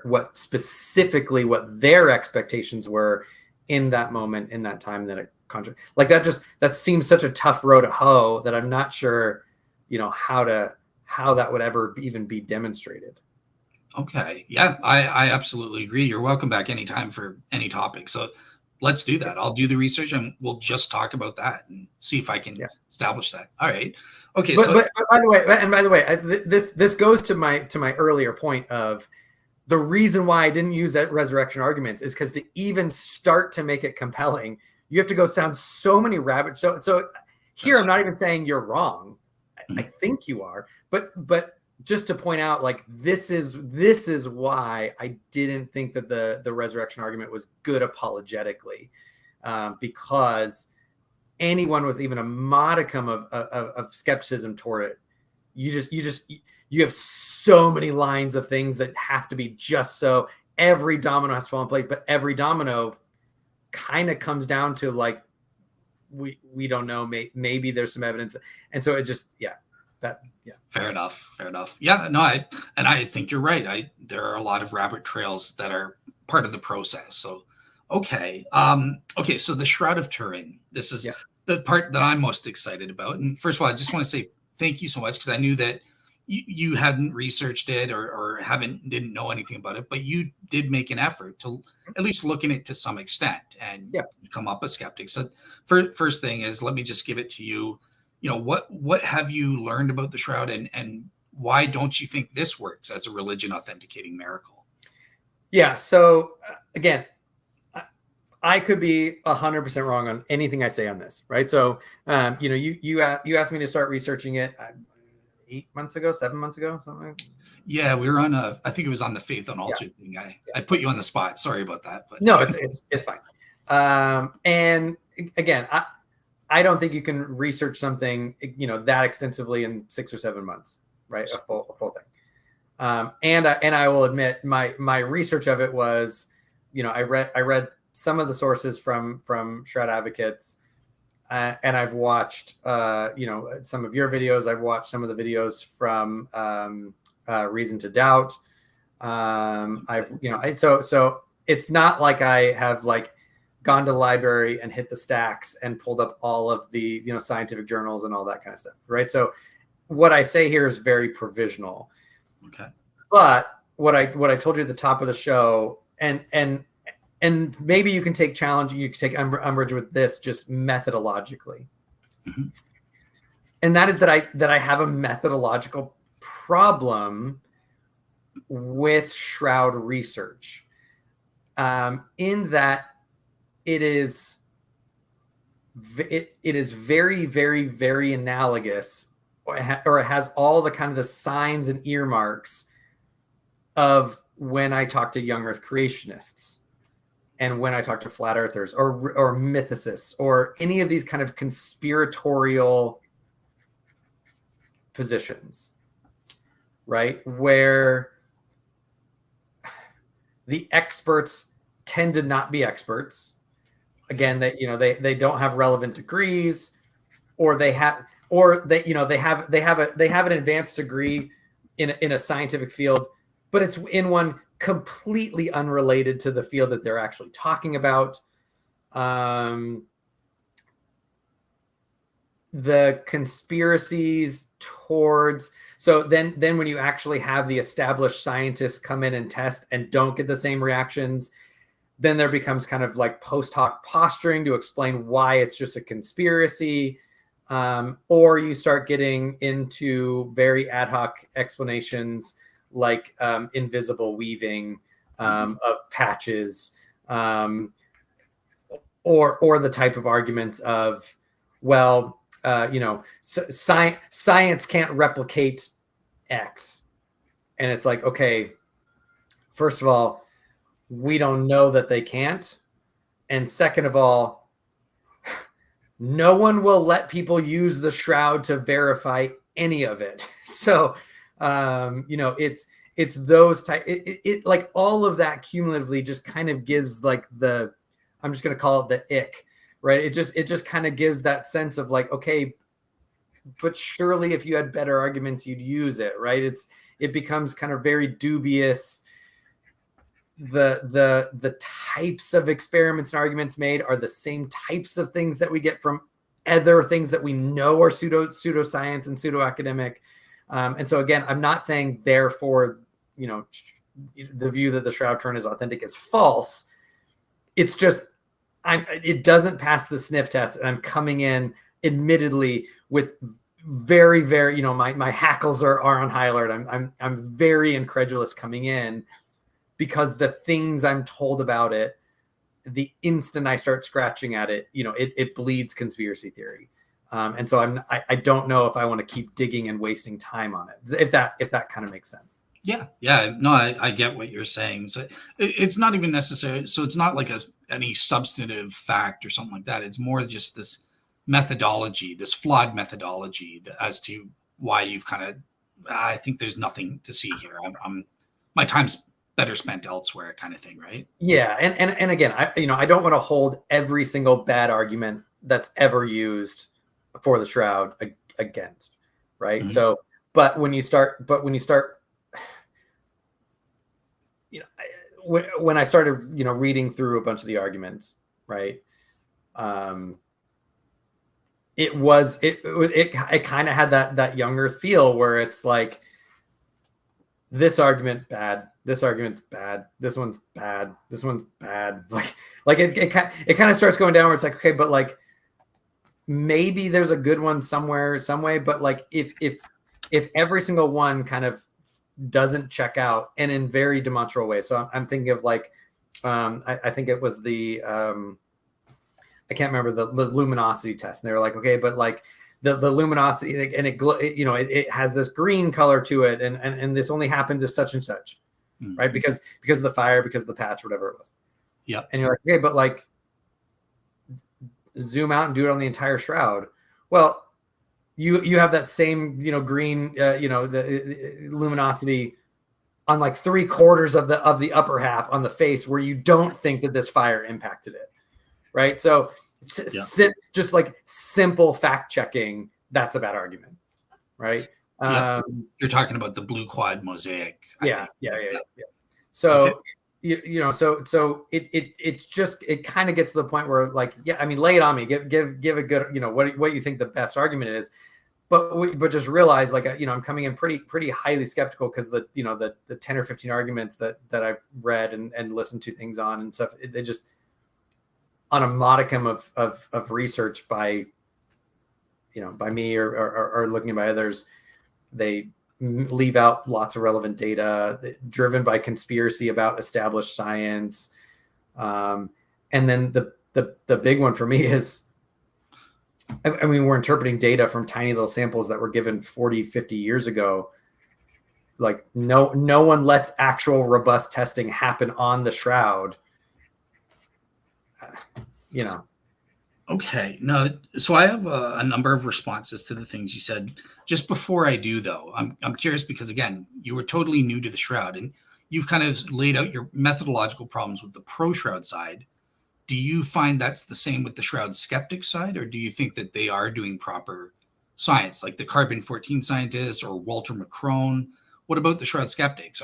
Do they have the same flawed methodology in your books, or they're better?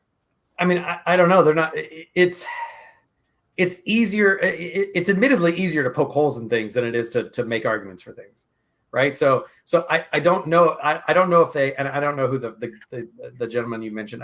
I might. He's the guy that said that he discovered the Shroud was painted when he studied Shroud samples. So he's like, oh, it's made. The images are just a painting, kind of thing. Oh, I don't know. There's a bunch of different ways you can try to explain different features of them, right? So I don't know, but okay. A lot of skepticism, and again, this comes down to, similar to young Earth creationism, right? We know how this science works, right? We know how carbon-14 dating work. We know the stress tests. We know if you do carbon-argon versus argon-argon. We know how these things operate. We know why you can't do carbon, you know, right? We know why you can't do, you know, carbon-14 dating on, you know, freshwater clams, you know, in certain wash-off areas. We know why you can't do it in certain saltwater environments of animals that are recently dead. We know that if you do it on certain tests for certain things, you're going to get a null answer, right? Because it's effectively, it's too young, right? So we know that you can't go past, what is it, like 50,000-year-old on carbon, right? We know the stress test boundaries for it. Mm-hmm. Right. We know how this works. we also know, why when these carbon-14, and again, I'm going to butcher the details. I'm remembering summaries, right? We know why when they were sent off to the laboratories, why there were problems, because we know the types of tests that were, and why would you do that test? Like, so there's a certain level of where the skeptics can look at it and they can poke holes, because we're like, well, we know what the established science is. But when you look on the pro Shroud side, it's like, okay, we're going to invent a new way to test just for the Shroud, right? We're gonna invent this, like, this invisible, tapestry patching, this invisible repair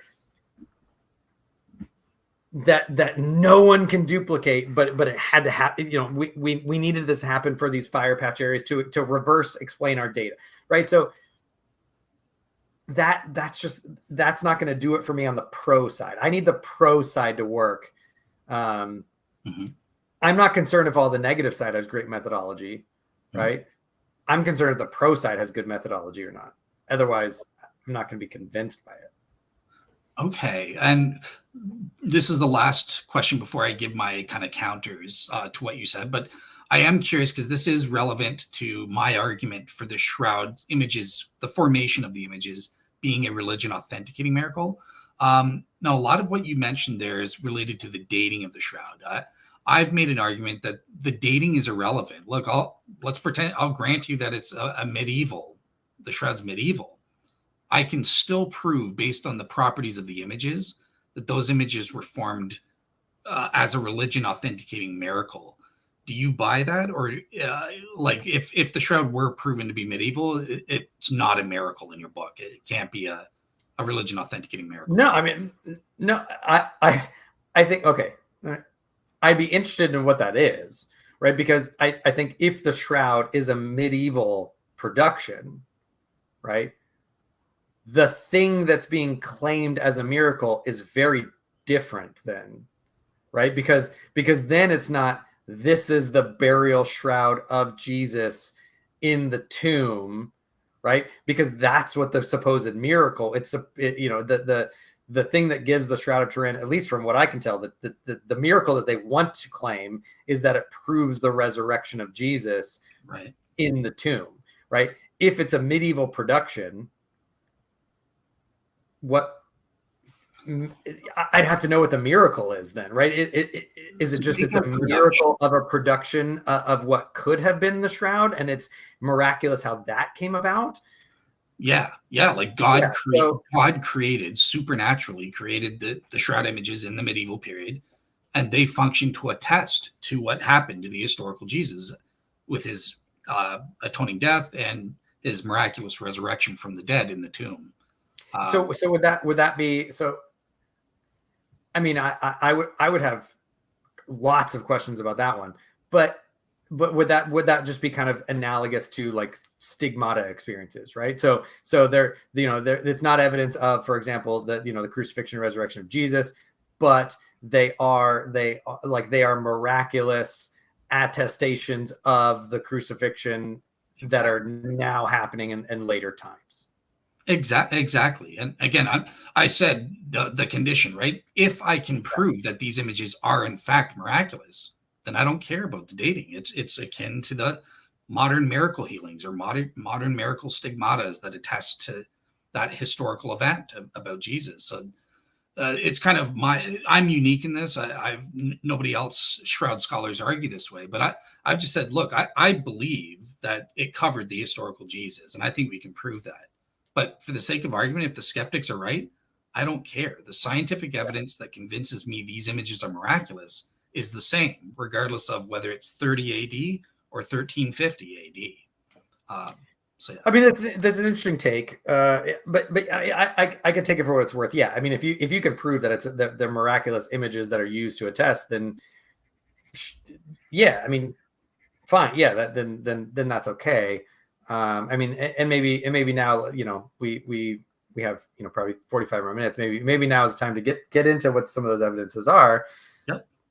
Because, going through and I'm like, okay, like, there's all kinds of questions about what actually is Is it blood? Is it paint? What are the proportions? The hand proportions they might as well have been like AI generated, because the hands are all wrong, the fingers are wrong. For it to go through the wrist, the proportions are wrong. For it to go through the hand, it's exactly where a medieval person would have thought it would have gone through the hand, right? There's all kinds of issues with it actually being a cover of a person. Just the proportions aren't right. So there are things like that. So I would turn it over and be like, okay, well then, what do you think that's? Well, let me actually caveat this too. Oh, okay. I was going to respond to some of the things you made in your opening. We can come back to the next. I want to hear the positive ones, right? So, because I don't want to keep attacking arguments that you wouldn't make, right? So I should also caveat that there is a sense where I would understand. I'm not saying you're making this claim, but I also would understand if it's a miracle. There doesn't have to be scientifically rigorous evidence for it, right? It's almost like the Jonah story. I keep pushing back on the Jonah story, and people are like trying to find the fish, and it could be this fish, it could be this fish. I'm like, look, guys, if God made any of these fishes that you're proposing, whale, whatever it is, biologically and physically, that can't happen. He would have drowned. He would have suffocated. You need a miracle to fix that anyways. So just stick with miracle, right? Because the type of fish, it's irrelevant to it, right? You're trying to show what's physically possible for a miracle to take place. Just go for miracle. Now, that won't be convincing to people like me, but you're going to fall back on that anyways. So it could be entirely the case that the argument just is, well, there isn't scientific evidence for this that's consistent, right? Because you're trying to fit a miracle shaped peg into a scientific shaped hole, right? To try to convince people. Well, maybe the whole point of the miracle is that it's not going to be scientifically rigorous that way. People are going to be convinced by faith, by enough argument to get people in, but it's still going to be it's still going to be by the drawing of the Spirit that people are going to believe this thing, and that's the point of it. I'd be much happier with that type of explanation. I wouldn't be convinced by it, but like that would make more sense why God would do it that way than trying to fit this in a science hole where, because then when you do that every single time it doesn't fit, you're just now adding orders of magnitude of skepticism for lots of us that it's just not going to fit now. Does that make sense? It makes sense, but that's where I see the flawed methodology. Like you are committing the same problems you accuse the pro-Shroud side. You're overemphasizing the negative evidences. Like for example, who told you that it's disproportionate? Do you have an expert that's an actual expert or not? Has this been published in peer-reviewed journals talking about this, or are you just going by your eyeballs, what you think based on a photo taken centuries afterwards? Oh, this doesn't look right to me, kind of thing, right? Whereas actual forensic experts, including a computerized anthropometric study, was done and published in a paper that says it is anatomically correct. Now, it's true that Ian Sturp notices that to us, it appears like things are off, like the fingers, stuff like that. But there are a bunch of variables that we don't know the answer to that could explain that away without it being, oh, it's disproportional. This guy didn't know what he's talking about. So, for example, with the fingers, if they're curved, and then let's say, oh, a supernatural radiation happened. If that happened, that would explain why the fingers appear longer when you encode that onto a two-dimensional cloth and then flatten it out. It's just, oh, you can use a tape measure and do that. Curve your fingers and measure it. And when it straightens out, it's gonna be longer than what they actually are.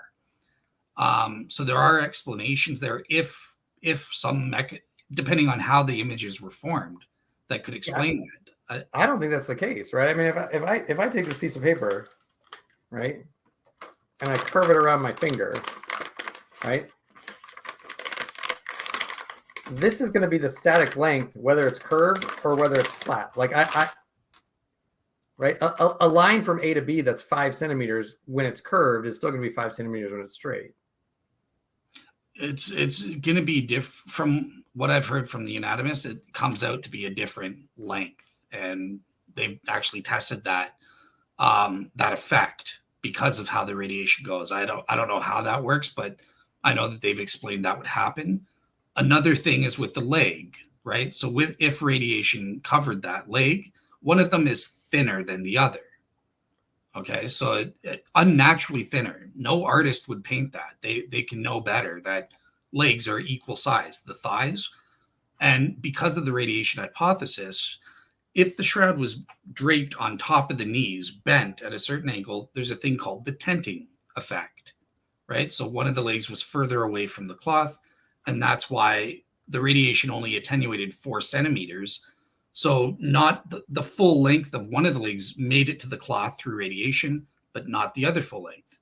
That's why we have that odd, what appears to be an disproportional anatomical feature.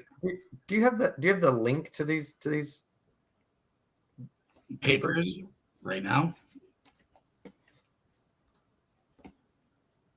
So with the okay,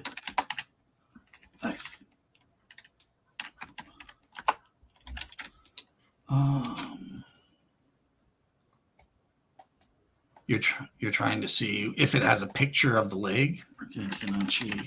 No, I mean, I if you can send it.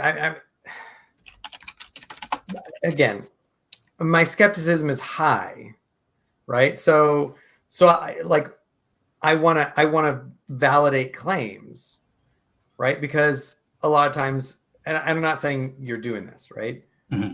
But a lot of times we feel like, oh, there's, again, talking with creationists, there's a paper on this. And then I go and it's like an article in, creation.org's. It's just like effectively a blog article, or it's their own in-house publishing. It's not vetted, right? Or it turns out, right? So I'm curious, they're saying, well, if radiation was present on this, I'm going to be like, okay, like, go ahead. I can't imagine there's a lot of other studies that are happening on what happens under radiation when there's a leg under a cloth, right? That I can't imagine there's a high sample set for those types of experiments that are happening, to have kind of a null hypothesis and control conditions, right? So it's one of those things where it's like, okay, but like if you're going to make a scientific claim, let's make it scientifically rigorous. And was it done by, people who were qualified, or was it done by, I can't remember the guy who was on Cameron's show, who had like a degree in English or something. And him and his wife were just like aficionados for 30 years. Right. Again, that doesn't mean it's wrong, but when you have a bunch of people who are experts in the field being like, yeah, that guy doesn't know what he's talking about, that starts to weigh in a certain direction. Okay. So I will say this, in terms of proper, like, peer-reviewed studies. So I'm looking at a paper right now, by Dr. Gilbert Lavoie, that addresses the. So let me show it to you.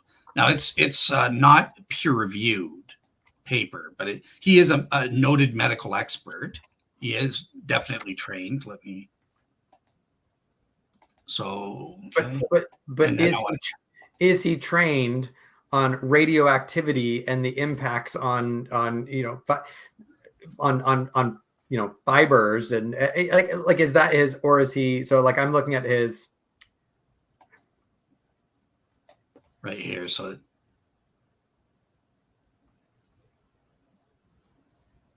but this is in Shroud Spectrum International, so yes, that's not like a secular peer reviewed, but he is a medical expert. He's not a radiation expert, obviously, but he knows all of the radiation experts like Bob Rucker and that sort of thing. Yeah, but now we're in that really fuzzy realm, right? Where like I'm looking at his profile, and the only thing I can find him, he's the Catholic Information Center. He's a medical doctor with a specialist in internal medicine and public health. And then his shroud expertise is just, he's been researching the shroud for 40 years. Well, yeah, he's been. Yeah, I mean, look, you have conspiracy people who have degrees in political science. They're convinced the Illuminati is running the country, and they are experts because they've been studying the Illuminati for 40 years.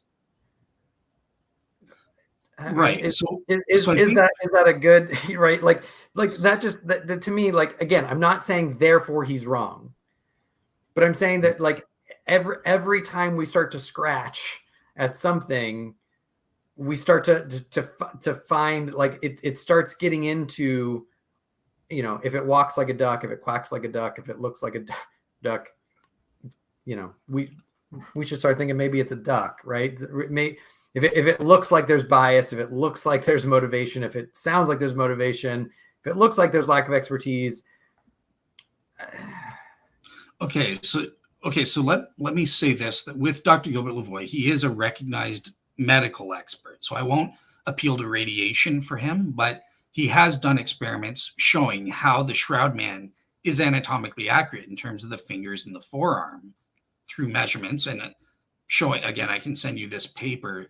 So at least his opinion is relevant. He is a relevant expert that is saying this is not disproportionate.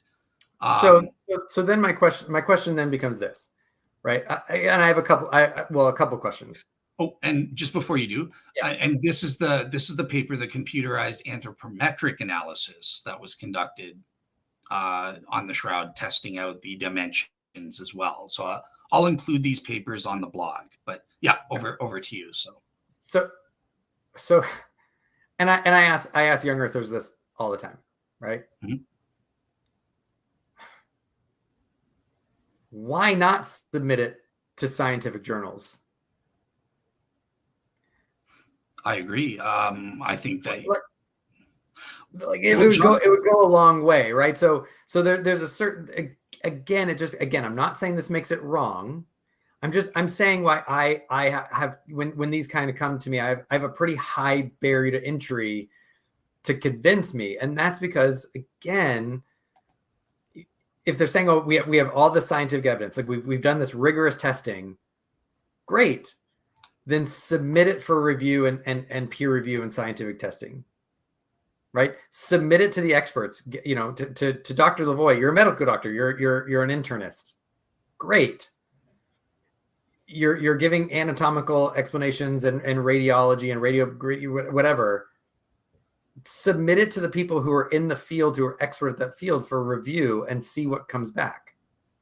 That doesn't happen, right? Or if they try to submit it, there's a reason why they don't get accepted. And it's not because people are opposed in principle to the Shroud being true. Okay. So I want to respond to the things that you're saying here, starting from the beginning, right? Because I think it'll do better this way.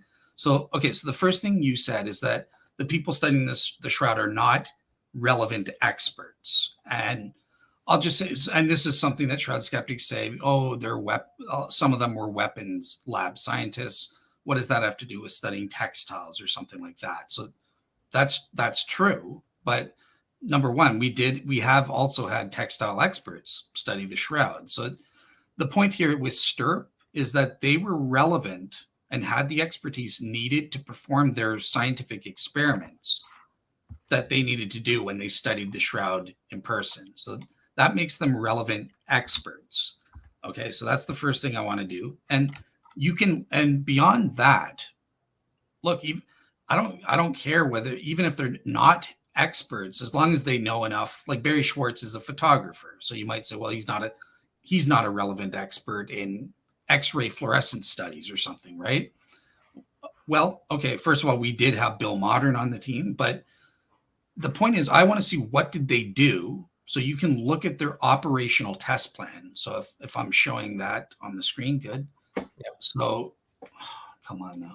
You can see what they did in terms of their operational test plan, a 62-page plan, right? You can go through that and see if it is actually proper science or not. It is, if they do this test, is it going to produce the results that they're looking for and provide the answers that they're looking for or not? This went through a rigorous scientific screening test before the Stirp team was selected. Other scientists, including skeptics like Walter McCrone, also submitted their own operational test plans, and they were rejected. So that's one thing in terms these guys were doing proper science. But rejected and accepted by who? By the board that was set up, the Turin board that was set up to allow this. Who was on the Turin board and had the relevant expertise?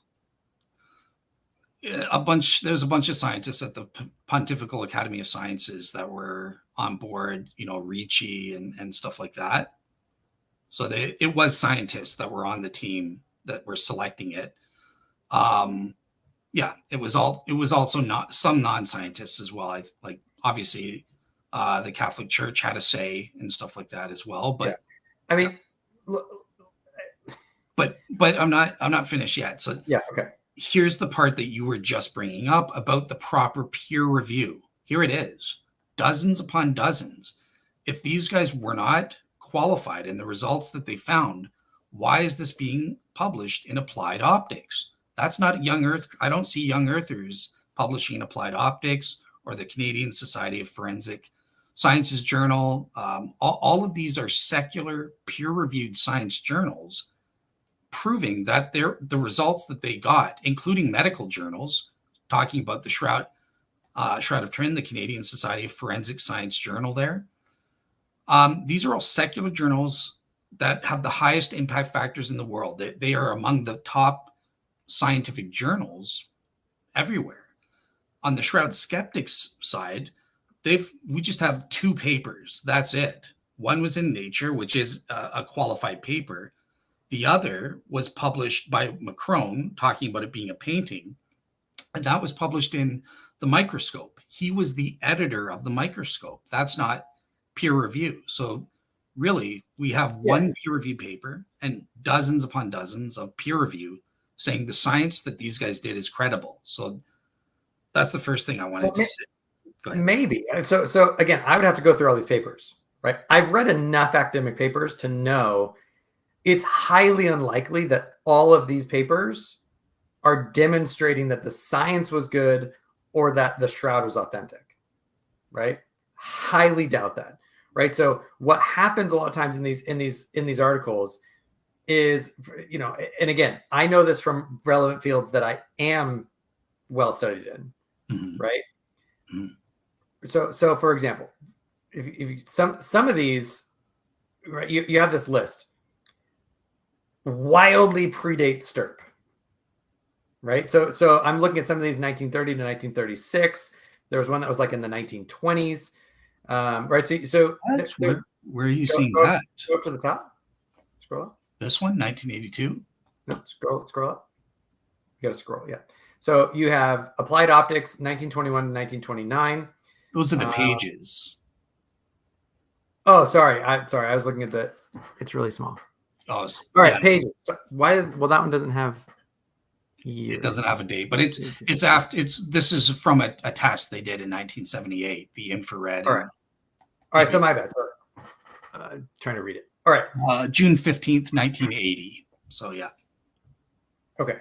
So I would look through though, because a lot of papers are going to go through and they're going to be like subpoints of subpoints of subpoints talking about demonstrating one aspect of that's just how these types of articles happen, right? So it's not surprising that these all don't get interacted with. So I would actually want to read through some of these and to see what these are like, right? Or they'll be papers that they're not demonstrating. They'll talk about the proceedings of the types of tests that were. They're basically stating this is what happened. This is the test, all that kind of stuff, right? They're not actually evaluations on arguments, right? That's. I have a hunch. Again, I could be wrong. If we read through those types of things. Okay. I guess I would still want to go back and say, okay. I guess I would have to say at this point, I would just have to look at the articles because, I have read through again, when I talked through, some Shroud advocates, and again, I haven't looked at this list, but I've already mentioned a bunch of ones where I did start digging and start looking, and you don't scratch very far before they start bleeding conspiracy, where they start running up against doing questionable science. where they're done by non-experts, where they're not submitted properly, all that kind of stuff. So again, I'm not saying these are all that way, but I would have to go look at these ones. Okay. Yeah. I guarantee you. Oh, sorry. Go ahead. Well, and then the last thing is, I've talked to enough young Earth creationists, right? We actually have a joke. There's a channel that's great called Dapper Dinosaur, right? He comes up with a lot of good colloquial sayings, right? He's I don't know if he invented it, but he used it called a phantom source, right? Mm-hmm. Where young Earth creationists, they could give you a list like this of all of their sources that they cited. You actually go read the source, and you either can't find the thing that they're saying because it's a bad summary, or the source, they'll get the one quote, but then they'll miss the entire paragraph that explains why it's wrong, or why it isn't that way, or why they expect it to be different, right? So I would have to go through and look through all this and say, okay, what's the purpose of all of these sources? And how are they being used, and what's the actual conclusion? Because generally in these discussions, they seem to be very, very overstated, if not phantom source used. Okay. So let me explain them, because in the first place, I guarantee you, I dare you to check this out, and you'll come back. When you come back on the show, you'll be saying, Dale, you're right. These are credible scientific journals, and the results are correct, right? So, but how do I use these? So, in terms of establishing a religion authenticating miracle for the Shroud, step one for me was what are the scientific facts, right? What are the properties of the image that I think I can be used to make an argument that it's extraordinary and blah blah blah. So on that front, I just looked at the strict science. This is the primary literature. These are the peer-reviewed papers. These are the only ones that matter, because this was based on firsthand observations and experimentations on the cloth itself and on the samples. So for example, one of my minimal relevant features, one of the feature properties of the Shroud is that, okay, it contains three-dimensional information, or to be more precise, topographical information or depth information in the lights and darknesses, the color densities. So that's what this paper establishes, three-dimensional characteristic of the Shroud image, right? So that's the fact that I gleaned from this paper, that the images contain three-dimensional info. No Shroud skeptic in the world denies that today. Or, for example, the ultraviolet fluorescence photography. Great. This is a paper. They pointed a spectral instrument, ultraviolet fluorescence, at the cloth itself, took a reading, and they report the results in this paper. And from that, we can glean the Shroud's bloodstains 100% are proven to be bloodstains. Why? Just because, and I can show you a picture if I can bring up the slides. There are serum retraction rings, around invisible serum retraction rings that only show up on ultraviolet fluorescence photos. So that's not paint. It's impossible for it to be paint, just with that one minimal relevant feature fact that I get from this paper. But yeah, if that makes sense. So that's what I'm using. Yeah, but some of this also, again, it's theory laden, right? So I don't care if it's paint or blood, for example. Sure, it could be blood. I don't care, right? Blood is. I could go get some blood right now if I wanted to, right? Blood is trivially present, right? And so I don't care if it's paint or blood. Like to your point, where like I don't care about the dating. I don't care if it's paint or blood, right? It being blood adds no value. Well, I mean, I guess I shouldn't say no value. It's of such trivial evidentiary value for it being authentic that I don't even know the point of it, other than it rules out one objection that it could be paint. Yeah, but I mean, that if we're doing science, that is an objection that Shroud skeptics and you yourself even hinted at before I pointed to this. So it helps in eliminating. Okay, look, now you're willing to go, yeah, it's blood. So great, that can help us adjudicate. Well, I'm not saying it's blood. I'm saying I don't care if it's blood, right? Okay, but some skeptics do, right? So I mean, oh, sorry, go ahead. No, go ahead. Yeah. But some skeptics do, and someone like Walter Macron would and other skeptics have claimed, like Joe Nickel will claim, yeah, the bloodstains aren't blood, they're paint. Well, no, we can prove through the peer review they're not. And there's another thing that's relevant here with a paper like this is we learned there's no body images underneath the bloodstains. I think that was actually in the chemical investigation one.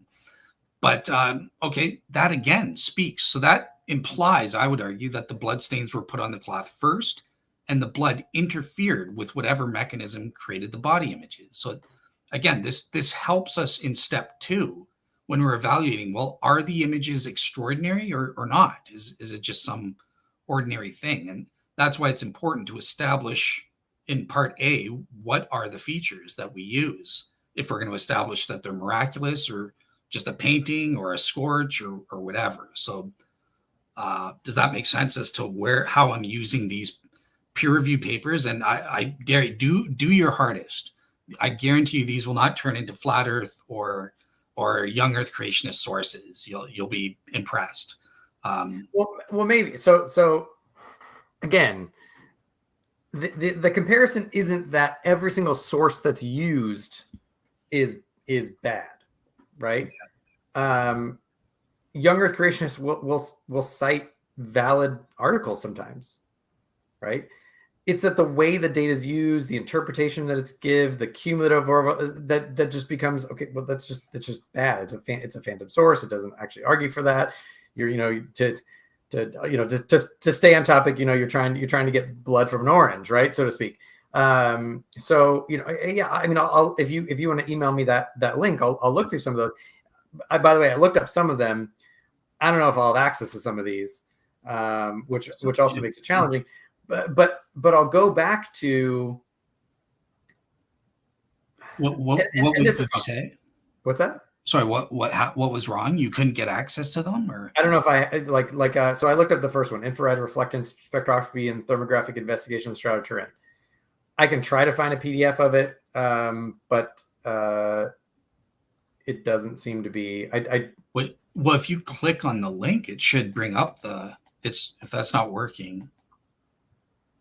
Like when you click on the title of the paper, it doesn't give you the PDF. No, I have to have some subscription to Optica Publishing. Okay, I have no idea what that's about, but yeah, I tell you what, I've got access. You tell me what papers you want to check, and I'll send it to you. Then I don't know why that shouldn't be happening, but yeah, I'll send it to you. I'm on Google Scholar. A lot of articles are behind, publishing walls and all that kind of stuff. But so, which is fine. That's not a knock against the article. I'm just saying, I'll try to read some of these. But I forgot where I was going with it. Oh, sorry. That's all right. So you were saying something like, so you're not knocking everything. The science in these papers could be true, but yeah, but doesn't mean that doesn't mean the conclusion's there. And at the end of the day, like, I understand it's a sacred relic, right? And so they're not just want to willy-nilly hand it all over to be tested, right? Okay. And torn apart and destroyed. I get it. But at the same time, I don't know how effective some things are with the extreme limitation of access to the actual thing being studied. And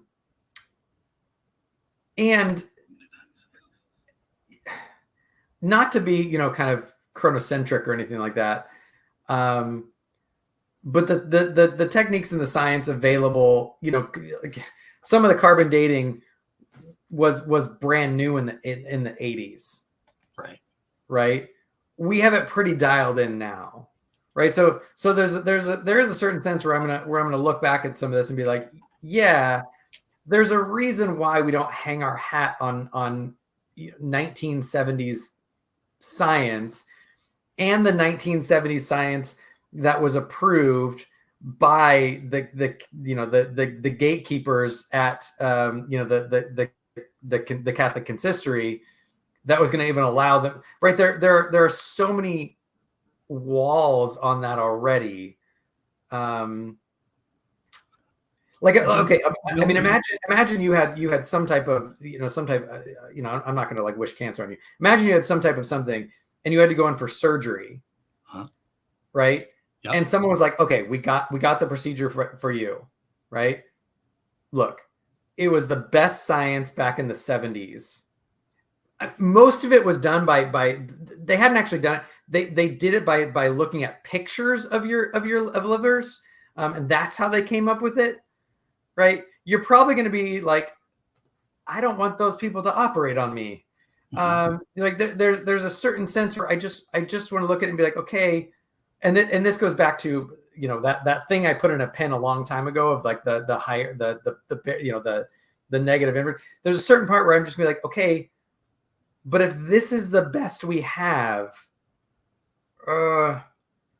I just don't think it's going to be that convincing, right? Like if we want the Shroud to be convincing, we got to have more robust, higher levels of testing. Otherwise, for now, like even if I'm being charitable, I'll stick a, I don't know, could be a miracle. Let's do better, right? That's gonna be my kind of takeaway from it. Let's do better. Let's get some actual peer review. Let's get some moderated journals and some scientific journals with some back and forth and modern updates with actual access to the material that we say we want to be drawing these conclusions about. Okay. So I tell you, because I've been a bad host. I know we're approaching time, so I'm going to address that negative evidence right now. That okay. So the claim here is okay, and just you're going to look into the stuff. I'm going to send you a bunch of sources, including on the medical stuff after this. But let's for now say that you're unconvinced about the historical evidence for the resurrection, and the Shroud is also a failure as of right now. So okay, so I've on the positive end, I've failed. There's nothing that makes you think probably Christianity's true. On the negative end, you've given at least a couple, right? So the first is that okay, the evidence for miracles that we have is insufficient. It's not as good as it should be if Christianity were true. And I kind of already gave that response in that, well, it's not just belief that, it's belief in, right? And more than that, you've got to repent, you've got to put your trust in Jesus, which is belief in, but and you've got to live out your life as a sanctification and stuff like that, right? You obey his commandments and everything like that. So all of the conditions for salvation. And my answer to your comeback to that is that the Molinistic defeater, right? So I just say, look, you pressed me on the positive evidence. This is a negative evidence, buddy. So the burden of proof is on you now. You have to prove that your claim's actually true, that Christianity, the Christian God couldn't provide this evidence. This would be an insufficient amount of evidence to accomplish his goal. And I think his goal would be saving as many free will souls as possible. That's what he's trying to accomplish by sending these miracles and authenticating Christianity. Now, to me, I can just say, well, I don't know if this evidence will lead to it or not. But you have to prove to me that it won't lead to as many free will souls as possible being saved, compared to a world where he gives us that he writes his name in the stars or something like that. I don't think you can meet that burden of proof, especially when we're dealing with free will creatures and creatures that are contaminated by sin.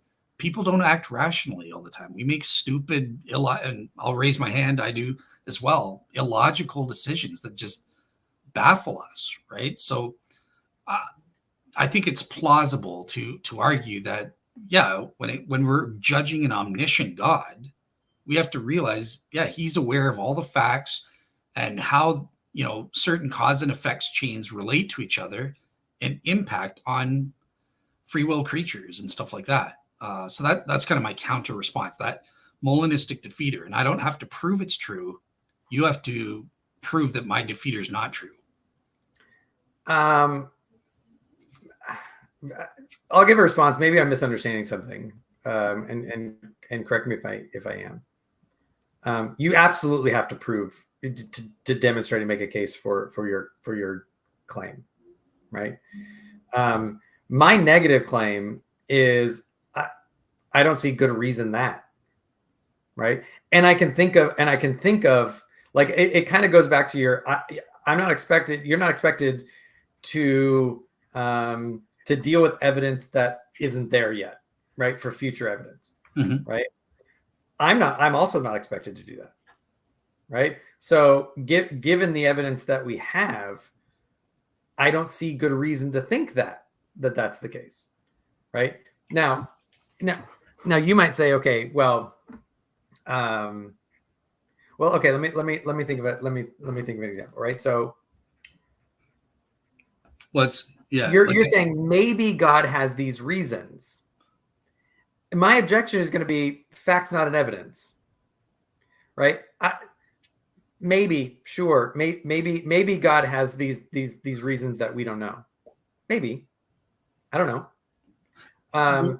But for example, right? But it is known, right? So, and sorry to interrupt, but it is known, right? I think you would argue that the Christian God, yeah, his goal, or at the very least one of his goals, is for as many people as possible to end up in that final state we call salvation.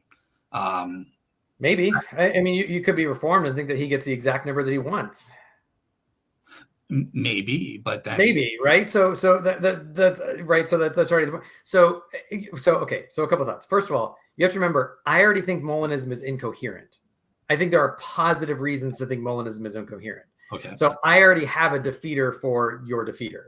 Yep. I have a defeater, right? So I already think that that's not going to work. But the other thing is okay. And I don't want to jump the shark and go to problems of evil. I know that's not the point here, but I'm going to use this just as an illustration. Sure. Right. So a lot of times when I give problems of evil and problems of hiddenness, especially combined, one of the objections that I make is, look, if Christianity is true, God is all love. Right.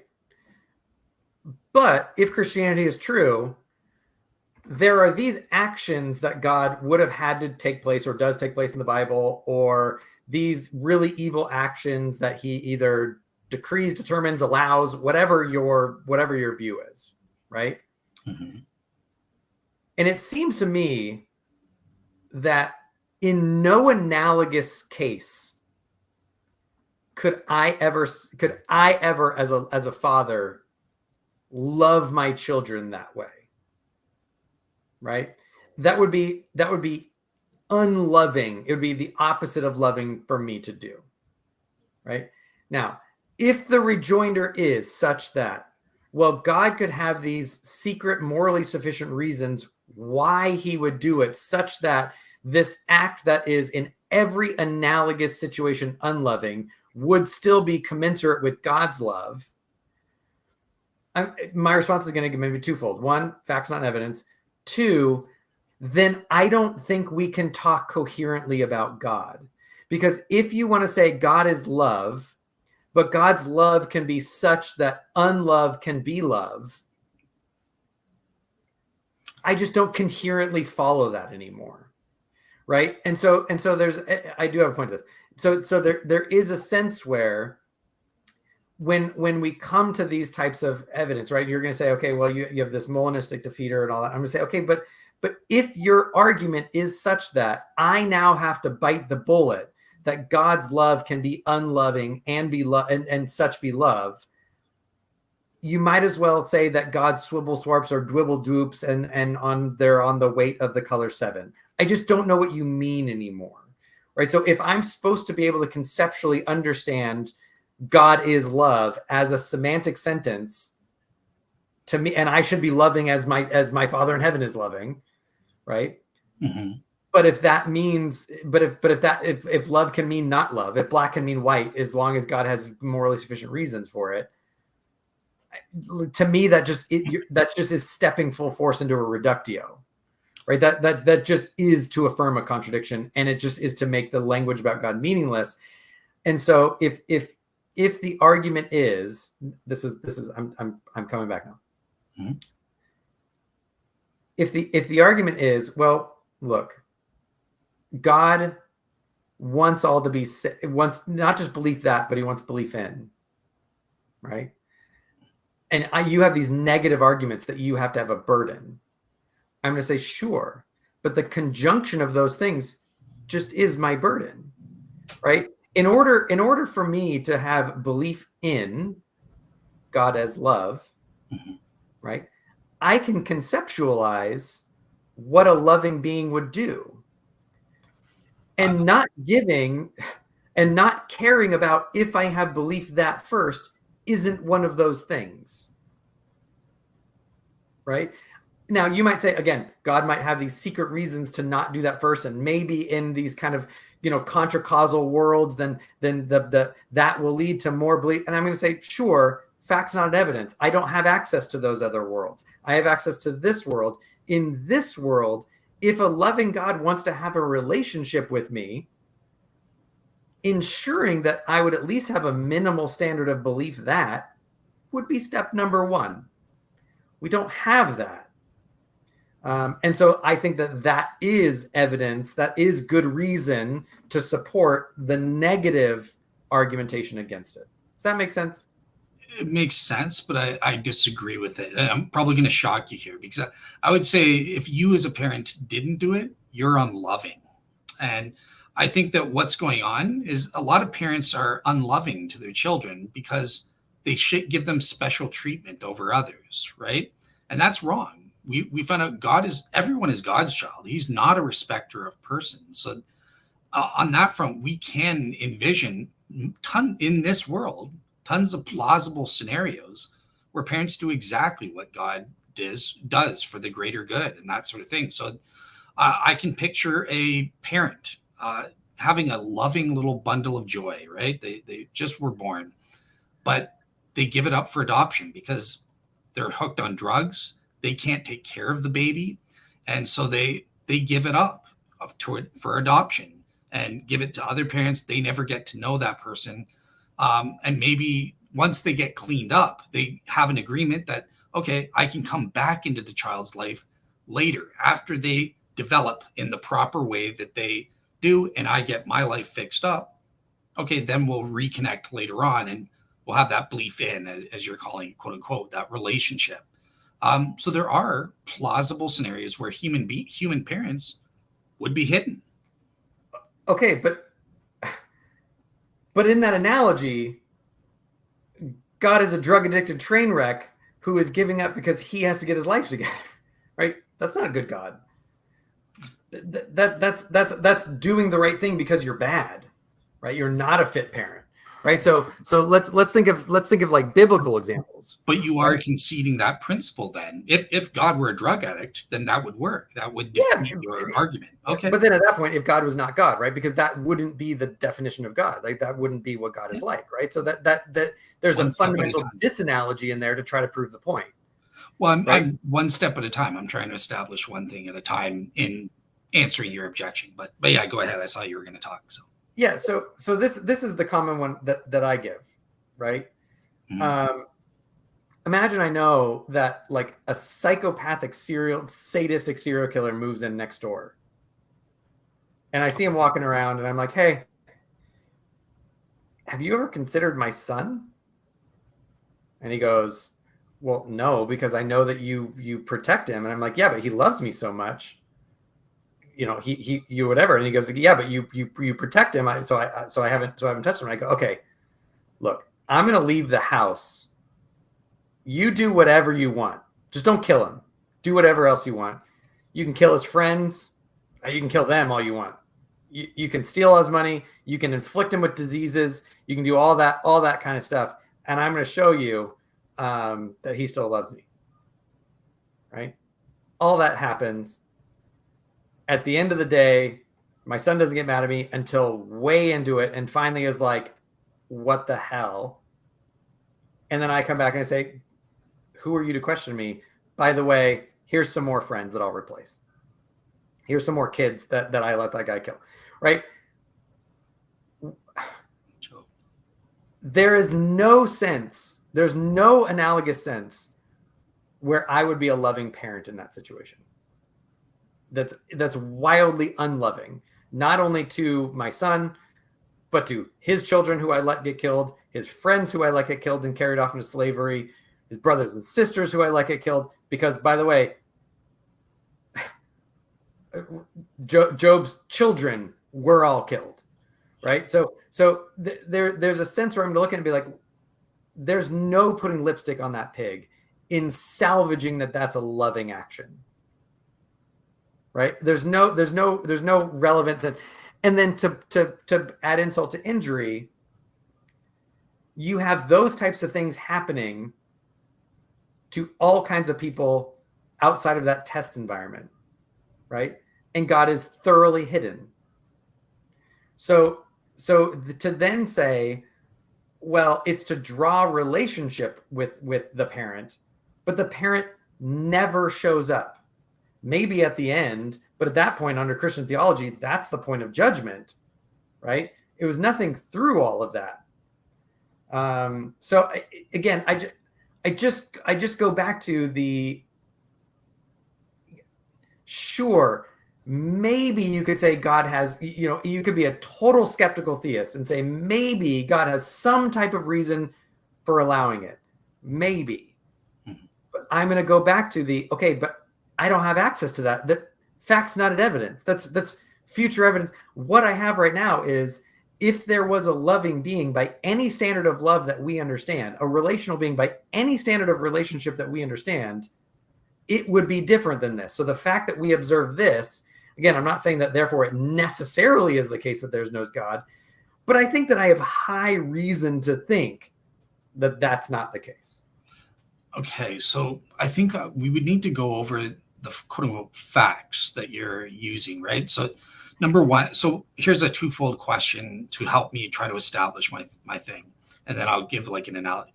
So number one, would you admit that it is a fact of our reality that you don't know whether there's an afterlife or not, along the lines of the Christian religion? Like no, in the sense of Cartesian certainty, or have reasonable belief that? On a balance of probabilities, is it a fact that you think it's equally probable there, the Christian afterlife could be true, or it's not, for all I know? Or do you have reason to think that it's probably false? I think we have reason to think that it's probably false. Okay. Do you have reason to think that an afterlife in general of some sort, whereby us having a relationship with God is relevant, is true or not? I think it's probably false. Okay, so I would need to challenge that, because my analogy, I'm going to say that you said you can't think of anything where a parent would be, that consideration would be more important than having that relationship in the here and now. And I was going to say, well, the benefits gained from the afterlife do outweigh that almost any other factor, I would say. I mean, life, it's worth killing for. It's eternal life is more important than earthly life and stuff like that. Yeah, but kind of, right? So there is a sense where it's where I come back and say, okay, but I mean, I can think of all kinds of ways that you can get to those outcomes without these means. I could, right. So it's not that I worry about kind of ends justify the means arguments to begin with, but outside of that, I can think of things that trivially easy ways that it could have been different. I don't know. Don't make the snake. Right. Okay. Have a hologram world where you learn your lesson in trial first before you go to the real, right? Right. I could think of all kinds of non-trivial ways that the same outcome become without people actually suffering. And then on the I'll let you finish. One smaller point is,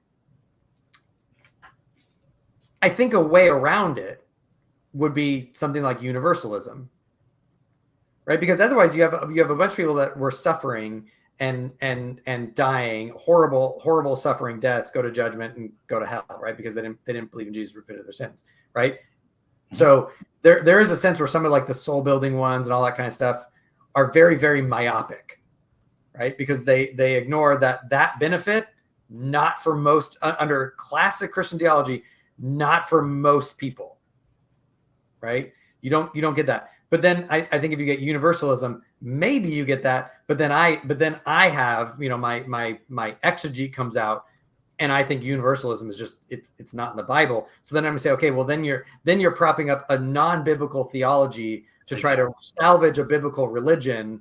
Doesn't work, yeah. Well, it just doesn't work, right? So the thing you could use to salvage it, I think, is already straying outside of the thing you're trying to prove.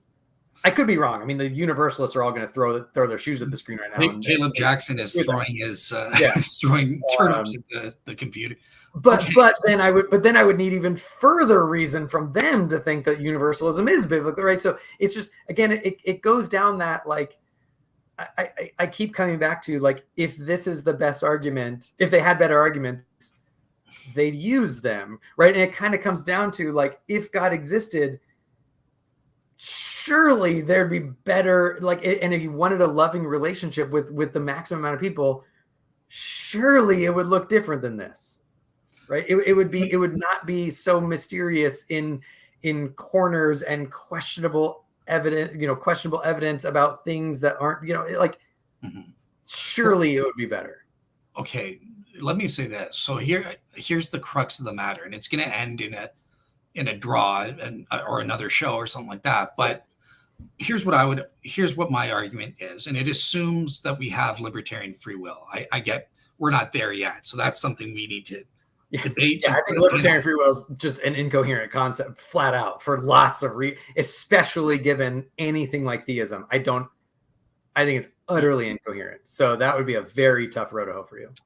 Cool. Okay. Yeah. But nonetheless, you're worth it. So if you want to do another show on it, I'll give it my best shot or whatever. But that's just to convince me, right? You could have a skeptic who doesn't have that view, right? So I'm not saying therefore you're wrong. I'm saying to convince me that's a barrier to entry. This might work very, you could be right, and people who don't have that kind of that view of libertarian freedom might be very. Do you even own a libertarian free will hat that you can just put on for right now? I could. I got it. So I will preface it, right, with saying, I could put on a libertarian free will. Let me put it this way: I could put on a leeway condition hat. Okay. Right. Okay. I could even call it libertarian. The problem that I have is wearing a libertarian and a theist hat at the same time. Okay. To me, that's like asking me to wear a married and a bachelor hat. Okay, fair enough. Nope, I hear you. So I can try, but I'm not. Depending on what happens, I might not be able to keep it on. Okay, fair enough. And if it ends there, that's fine. But here's what I would say: if you somehow manage to struggle and get that cap on, you said something very interesting. You can conceive of other ways to arrive at that end goal. And I do, ends justify the means all the time, but I would agree with you, not in all cases. But this is one of the cases where I think it does work in terms of the hiddenness in order to arrive at that goal. Now, here's the thing. I don't think you can properly conceive of those worlds existing. They're metaphysically impossible. What is it that makes it? It's because of our actualized free will. When we are a free will agent, we suck at predicting causal chains in general, right? Especially as you go into the future. But predicting, when you throw in real free will agents, just, take out Satan. Hey, the world would be the same, only better. No, who knows what would have resulted with a world full of free will agents. Adam and Eve still, I believe, still would have fallen. Or if I'm putting it to you as a defeater, how do you know Adam and Eve still wouldn't have rebelled, just in a different way? Maybe they would have thought something like, hey, why the hell are there no snakes here? God, you suck, or something like that, right? I just, when it comes to free will, I see it as a black box. Our modal conceptions just do not work, especially as we, outside of very basic ways we can, predict like immediate like, yeah, I can predict my kid's going to probably choose to eat a cookie if it's left out on the counter or something like that, right? But outside it, when you talk about multiple human beings all interacting with each other through complex causal chains and then over human history, it's just impossible. You can't conceive of a better world than this one. Just by, I can imagine Satan out. Yeah. So I have lots of objections to that, right? Okay. A lot, right? One is that if it's such a black box that can prove everything, and then it proves nothing, right? It now just becomes heuristically pointless, right? It loses all of its teeth, right? Because then you could just slap the free will thing on anything and everything, and it doesn't matter. It just doesn't explain anything anymore, right? It's like if I said, the thing that explains every single cause is ghosts, right? Doesn't matter what type of cause, doesn't matter what we're talking about. It's always just ghosts, right? There's no way to invalidate that, right? It's entirely unfalsifiable. It just doesn't explain anything anymore, right? You might as well say it's explained by swivel swarps. The other problem, lots of other problems with it. Again, I think the instant you have God and libertarian free will in the same sentence, it's gibberish, right? At least God is classically defined. Maybe the open theists are right, but then that's a whole different can of worms, right? So there's that problem. But the other one is free will as a theodicy.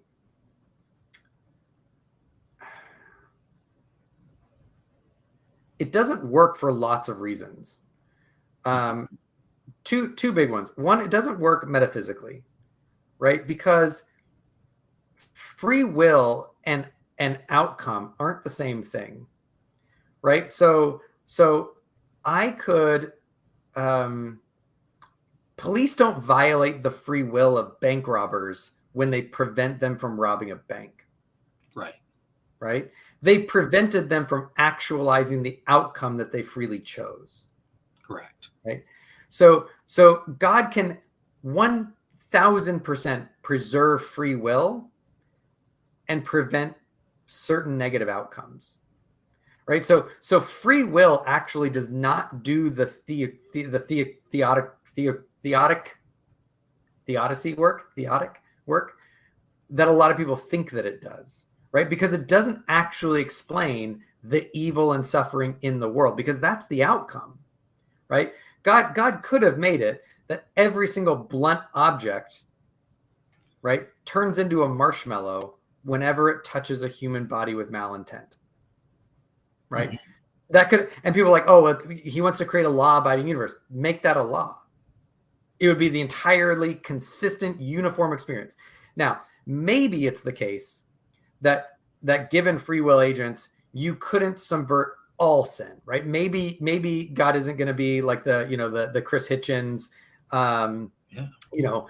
mental dictator who squashes every single thought from ever happening, right? You might have mental, but surely you could have a world without genocide, rape, child predation, right? You could remove heinous evils, soul-crushing evils. You could remove those, right? Now, again, to your point, do you know that that's going to be a better world? I mean, by any standard that I could think of now, yeah. Any standard that I can think of now, yeah. So again, if you want to appeal to, well, God might have this like secret, morally sufficient reason for it. Again, maybe, but again, facts not evidence. If you want me to be a reasonable, the reasonable person standard, I have to go by what's conceptual available to me now, and I can conceive of way less of that. Animal suffering from this, right? We can conceive of a world that's way better than this one, right? By any metric that we can think of. So there's that problem with free will. The other thing is, well, and again, my answer is just going to be, I can't wear the theist and the free will hat at the same time. And if I try to do that, compatibilism just shakes out in the wash for me, just conceptually. And so God could have also determined he could have determined and actualized the world where everyone freely chooses to do the good. That's just as logically and feasibly possible. So if I even try to reconcile some type of free will concept with God, which I think just has to be some type of compatibilism, once that happens, this world really shouldn't be the one that God could make, because God could have determined a world where we all freely choose to do the good, learn all the exact same lessons through, virtual or secondhand experience, right? And still got the same outcome. Probably a better. Look, if I were to put on my compatibilism hat or hard determinist hat, I agree with what you're saying. There are logically possible worlds that are better than this one, but because, again, I'm going to have to prove this to you in order for it to work, or we can discuss it in a future show, whatever. But because there is libertarian free will, there is no metaphysical or feasible world that's better than this one. There's one that's equal to it. That's the one where God exists alone. But in my books, I don't think you can prove that there is a metaphysically better, even if there's, from a logical standpoint, it is conceivable there's a better world than this, but it's not metaphysically conceivable or feasible that there's a better world. Yeah. So, I mean, we should probably wrap up here soon, but I guess my pushback would be on that one is that I think, oh, did you disappear? Oh, there. Sorry. I think that you just said something that's incoherent, right? So, and again, this, we don't need to go into the can of worms, but this is my theism free will hat coming back on, problem. That means that if God were to create a world, this is the only world that God could create. Like you're in order to save libertarian freedom, it seems that you've just jumped into necessitarianism, right? That because if God is good, if he's going to create, he's only going to create the good world. Yep. That's the underlying assumption of necessitarianism. And so now you have that this is the only logically possible world that God could create, it seems to me. Right. Well, but then if you want to say libertarian freedom, okay, let me back up, because maybe that's too abstract. Let me back up. Right. So I understand what you're saying. Libertarian free will. Yeah. Right. If this is the best world God could create, and for some reason he wanted to create the best possible world. Well, this is one of at least two best possible worlds. So that's why it's not necessitarian, right? God had a choice. Sure. But in the creation category, right? Because the other possible world is non-creation. It's just God. Well, let me answer that too. So my answer is yes. That's what I would fall in within the creation category. I personally go for the necessitarian thing, and that's fine. I don't care. However, a response to that is, well, maybe in the created category, there are three possible worlds that have an equal overall utility, all things considered. And so God had a choice of three best possible worlds in the created category. I could submit that. Sure, but that doesn't escape what the objection I was going to give. Okay. Right. And I've given this before. Again, we are running short on time, but let's say you have the three. You grant there's three worlds. Right? Okay. In this world, you choose A. In this world, you choose. Let's just do two because it makes it cleaner. In this world, it's A. You choose at T1, you choose A. In this world, at T1, you choose not A. Right. Okay. I know it's way more complicated than that, but just for whatever. Right? And you're saying they have equal overall utility, all things equal overall utility. They're all equal whatsoever. They have similar outcomes, all that kind of stuff. Right. Okay. God actualizes this one where you choose A. Right. He actualizes W1, right? World 1. I guess it should be World 1, right? Mm-hmm. In World 1, in the actual sequence of events, God knew you were at T1, you were going to choose A.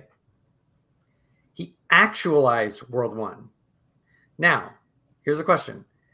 Given that God has already actualized World 1, 14 point whatever billion years ago, or I don't know if you're a young Earth creationist, 6,000 years ago, whatever. I don't know what your view is. Old Earth, right? 16.4 billion years ago, or whatever, 14.6, whatever, or 23, whatever the new number is, right? So the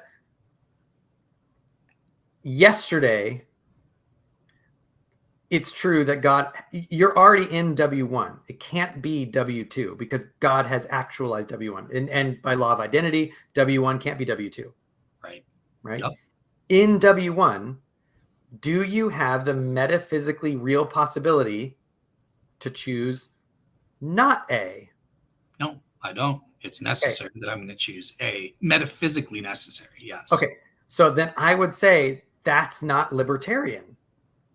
Right? Because in the actual world, you don't have the leeway condition of choosing A or not A. You had it hypothetically in the precondition, in the pre-creation state, you hypothetically had libertarian free will. Right. And so God chose the world that you would choose this one. But once he actualized W1 in the actual world, it's necessary given, it's conditionally necessary, but it's necessary given W1 that you choose it. So you don't have libertarian free will. So you get this weird contrast where God foreknew W1 that you would libertarianly choose A, but having actualized W1, you don't have libertarian free will. So now you not only don't have libertarian free will, but now you have God's knowledge was of a fundamentally metaphysically different world than the one he actualized, because his foreknowledge was of a libertarian free choice. And now what actually happens is not a libertarian free choice. So just the metaphysical problems just like abound for me when you start mixing libertarian freedom and any type of theistic concept, right?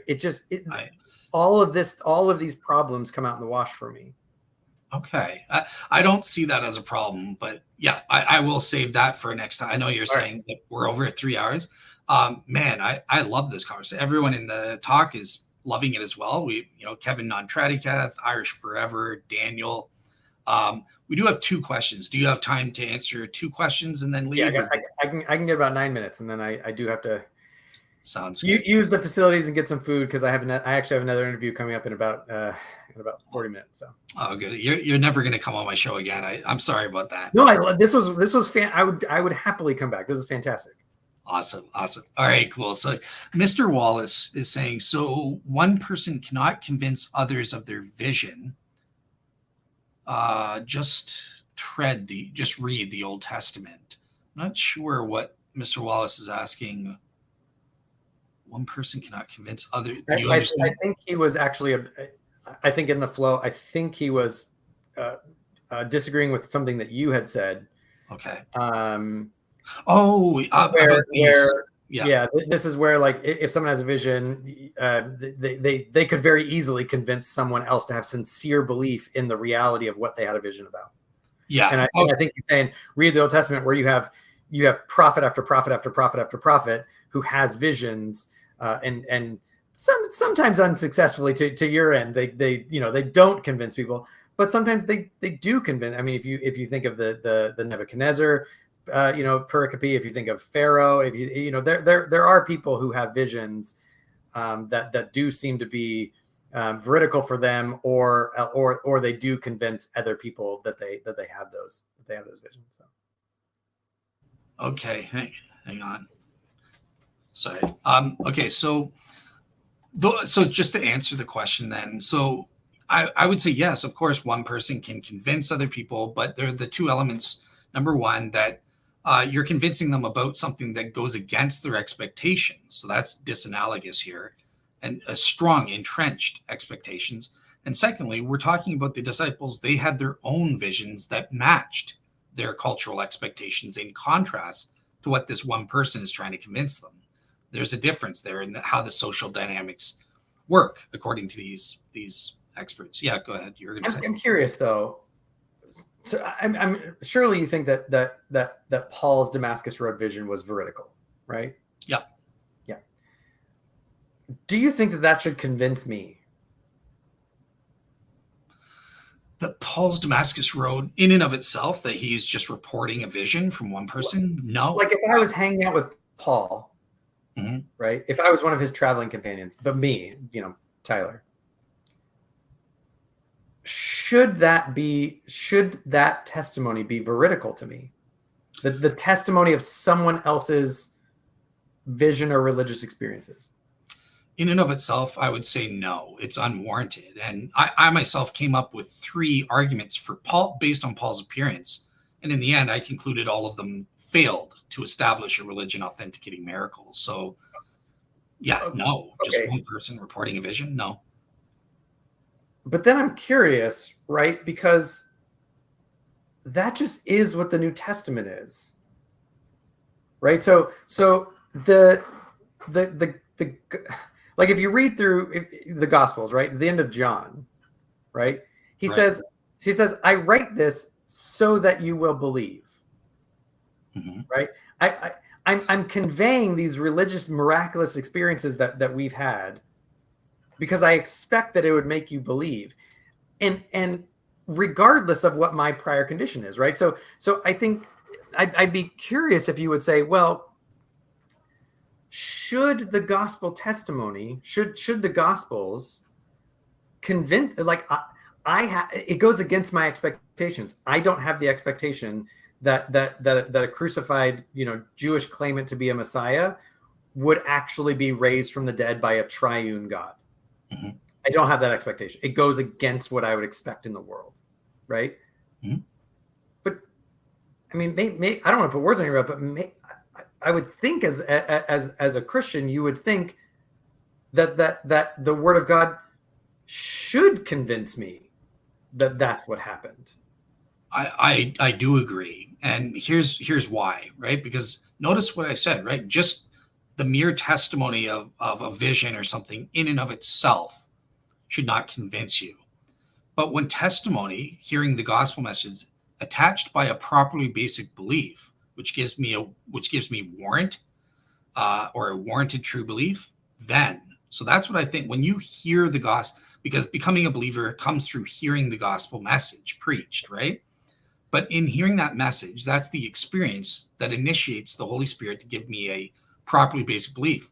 This is true. Christianity is true.